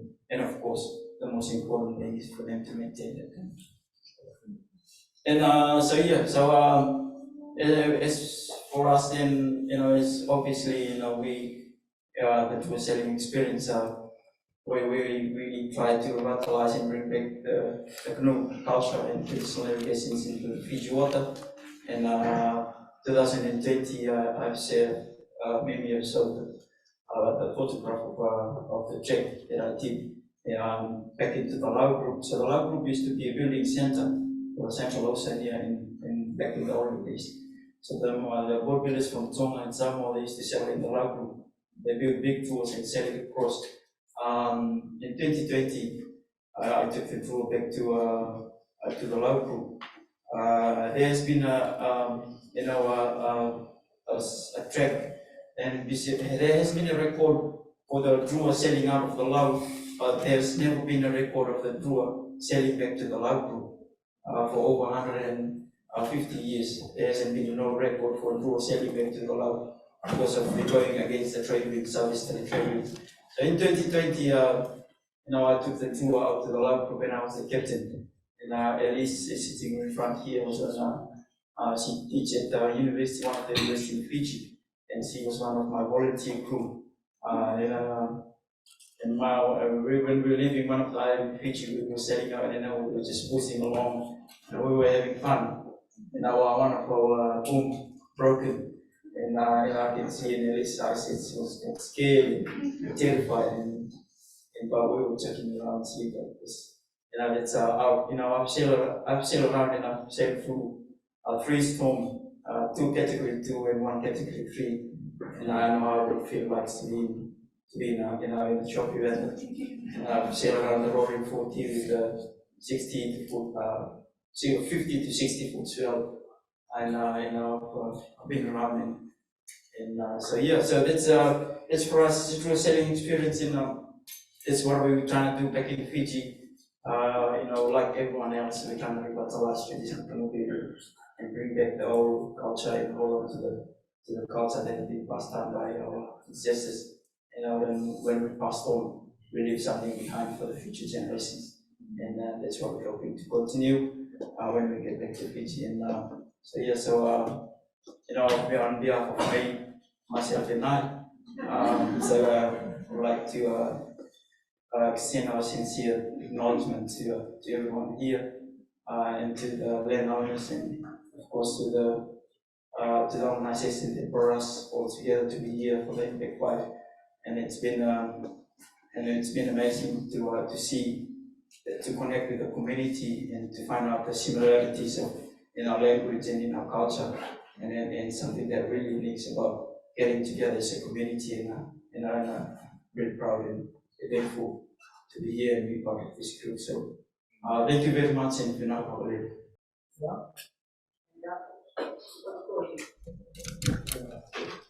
Just go ahead. Thank you all so much. I don't have enough words of gratitude for all of you and what you've shared. We have a small token of thanks from the students in the Center for Indigenous Fisheries for each of you, and I wanted to share that this is a gift, an offering of tobacco, which is a practice in one of our members' cultures. He comes from the Chippewas of Nawash in the Great Lakes of North America.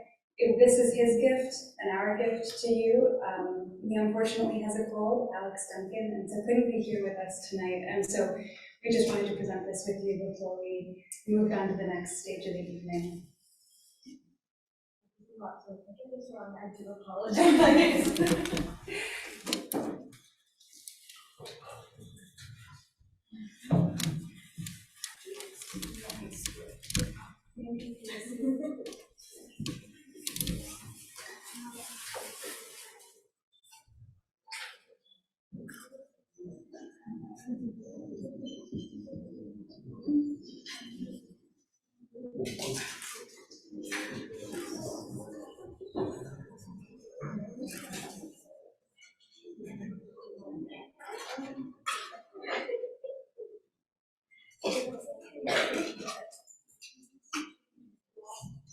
Yes.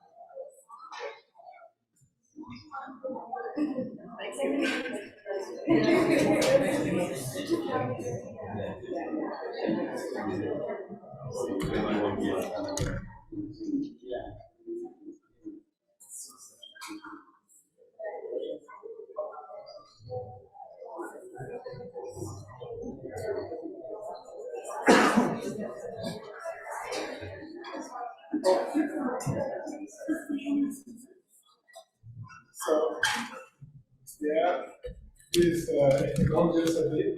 It will really be nice to hear from you. You have been so patient, quietly, listening attentively. So, we are suggesting 15 minutes more of your time to have a few Q&A sessions, right? To get to do something. How is that? Really? Okay, so we do that. So, I know it's a challenge to sit in a room for such a long time, but I want us to think about the journey that was made to get us to this point, to have all of these amazing visitors here with us. So in a class that I get to teach with this wonderful woman beside me here, Juice Barbara Wilson, who is a Haida matriarch, we have been joined by another member of the Haida Nation. Just give it a second here.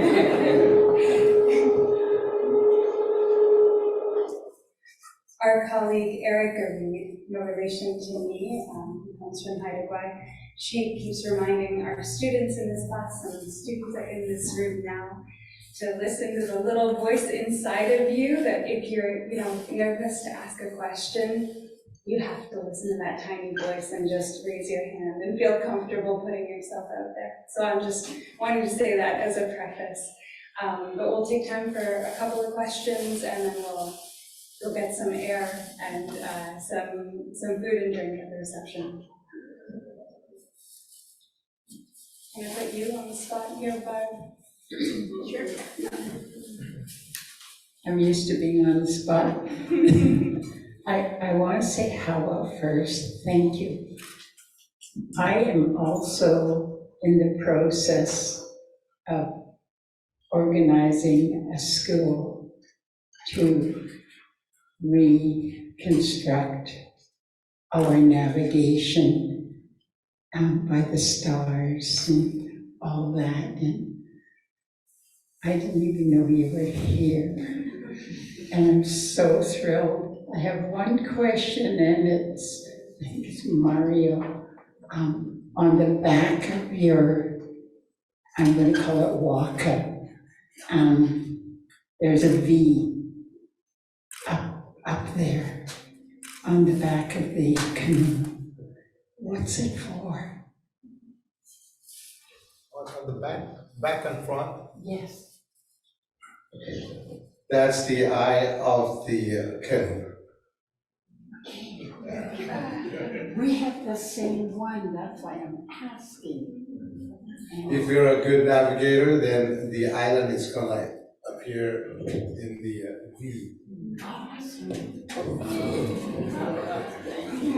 What a great question.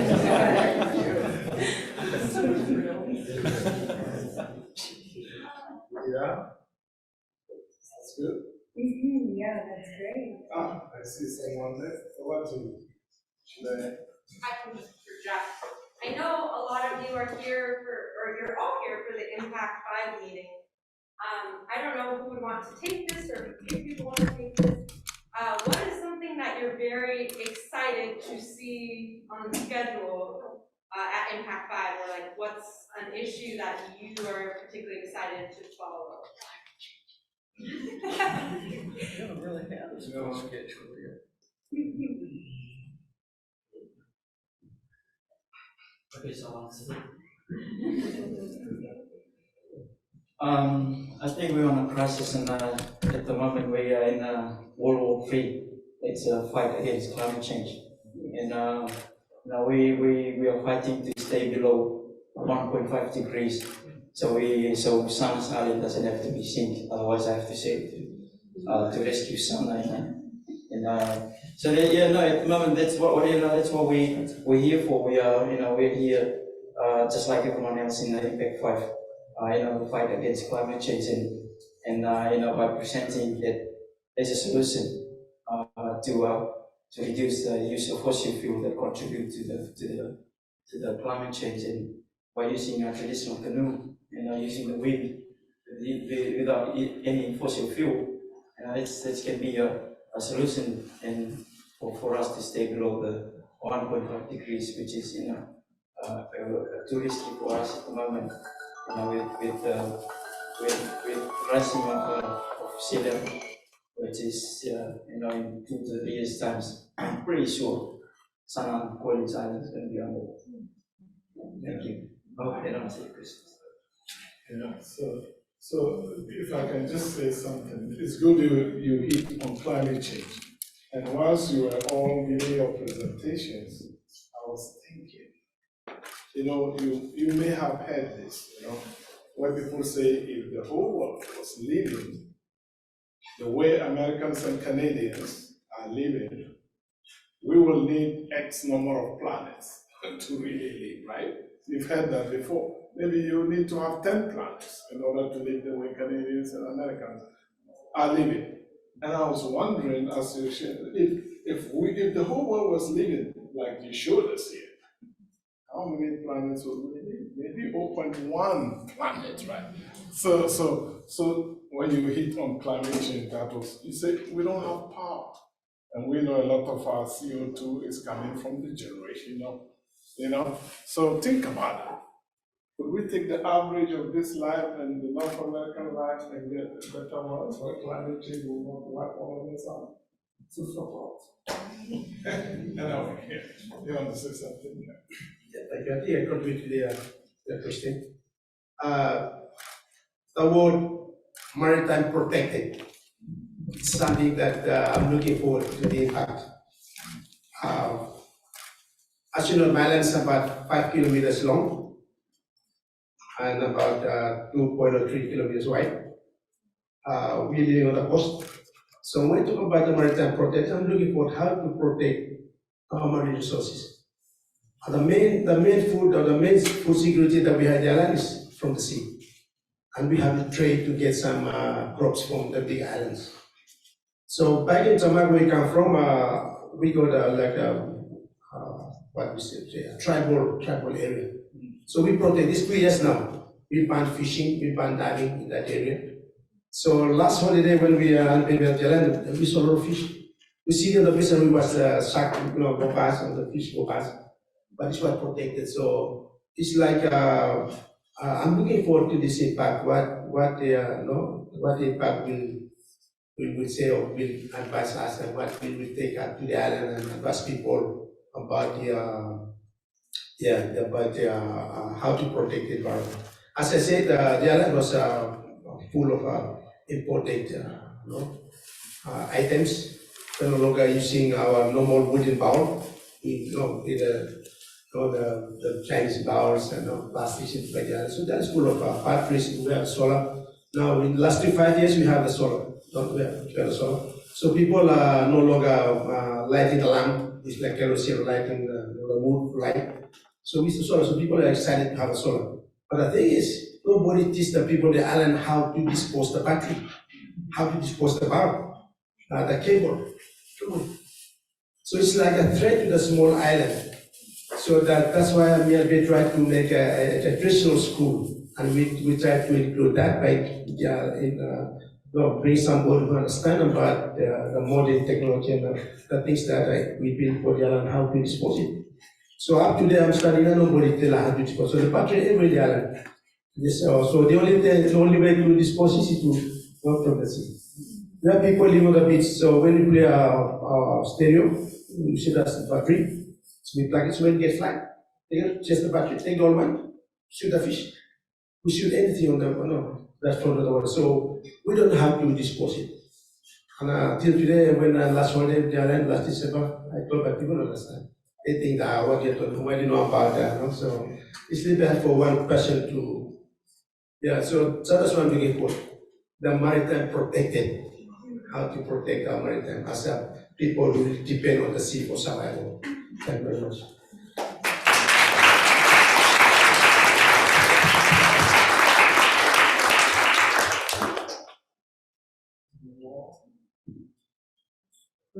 One right here.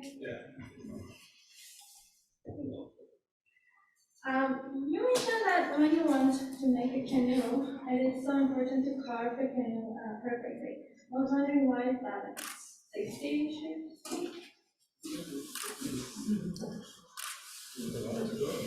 Yes, so the reason why we have to make sure that the canoe is perfectly carved is because one, we have to make sure that the outside of the canoe also looks good. And by that, when we're gonna sail, right? If the canoe is not straight, it cannot really cut through the water, and it's gonna be, how would I say this? It won't sail straight. So if we were to carve a canoe and it turns out like it's kind of messed up or like it's kind of not straight, if I were to say, then by any chances you're not really gonna sail straight. So yes, we have to make sure that when we're gonna be carving the canoe and we're gonna use the axe or whatever tool that we need to use to carve the canoe, it has to come out perfect or somewhat perfect, but it has to be straight. So yeah, that's why. Thank you very much. Another thing is the measurement. The faster, like the measurement, it depends on, like the fast of the canoe, it depends on the measurement. Yeah. If the measurement is right, then the canoe is going to be very, really fast. But if the measurement is not really good, then, because like the canoe is sailing on both sides, and you have to make sure that both sides are going to be the same measurements. Because like if it's not same, then one side is going to be fast, one side is going to be slow, or one side is going to be go against the wind, and then one side is not going to go against the wind. And the canoe is very, very important to against the wind. Thank you. And furthermore, we don't know about the buoyancy of the wood. So when you talk about the stability of that craft, of that canoe, it's all depending on how you look at it, how you feel it. Now, we don't know exactly how buoyant is that wood. So when we talk about the stability of the boat, it's how you look at it. So when talk about the buoyancy versus the gravity and the weight that you put on that craft, it's not like you have no formula to calculate it. So it is when you build it, then you make sure all the parts, how you know what type of wood, because all the woods are different in how light them, how you know. So yeah, so you only use the brain, use the eye, then you jump on and you feel how. But go back to the previous experience, previous board. So the board last time we built the board is now it's so now we put the other wood, or we increase the size of this wood size so that we have more points. So we use our eyes to figure out and a bit of common sense. You know? Yes. Very for reception. But I can project the voice. Thank you so much for this presentation.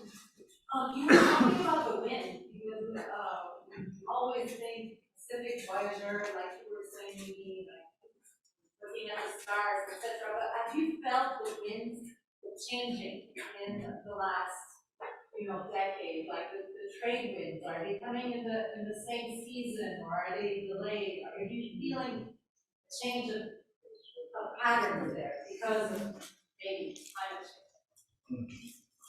Yes. Yes, for sure, yes. Yes. The way I look at it, the way I observe it, like the way I thought from my father and my grandfather, and the way I observe it right now, it's not the same anymore. Like it's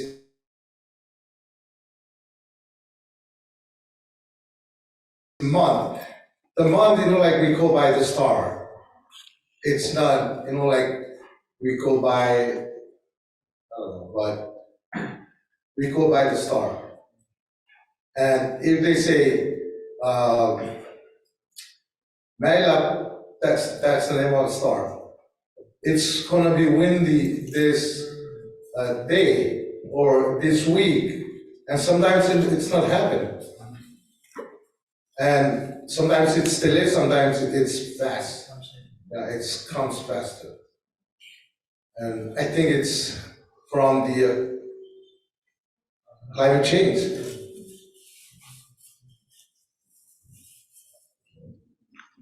Is it answer? Thank you.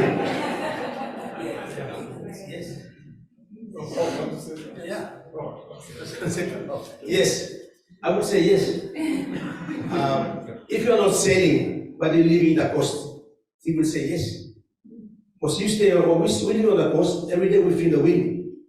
No, all the time January to December, you feel the wind. And when the wind comes. Right there, we got some fruit trees, we got some trees that very flowers. We know that's the end of the month, or the new season is coming. But sometimes delay, sometimes late, and we can see all the fruits in the islands. Sometimes the time of the breadfruit, there's no breadfruit. Some of the breadfruit are only few breadfruits. Sometimes can see more plenty fruits. So things are changing. So people living on the coast, yeah, I would say yes. Like this winter time. How many nights you got? Similar for us in the living on the coast.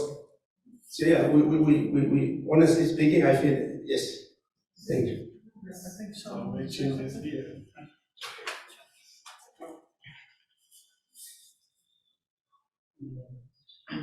I'm trying to see. I think we are ready to shift into reception, but so much gratitude to all of these knowledge keepers and knowledge sharers. We need more and more spaces in our universities where we can center this kind of expertise, because it is so needed now more than ever.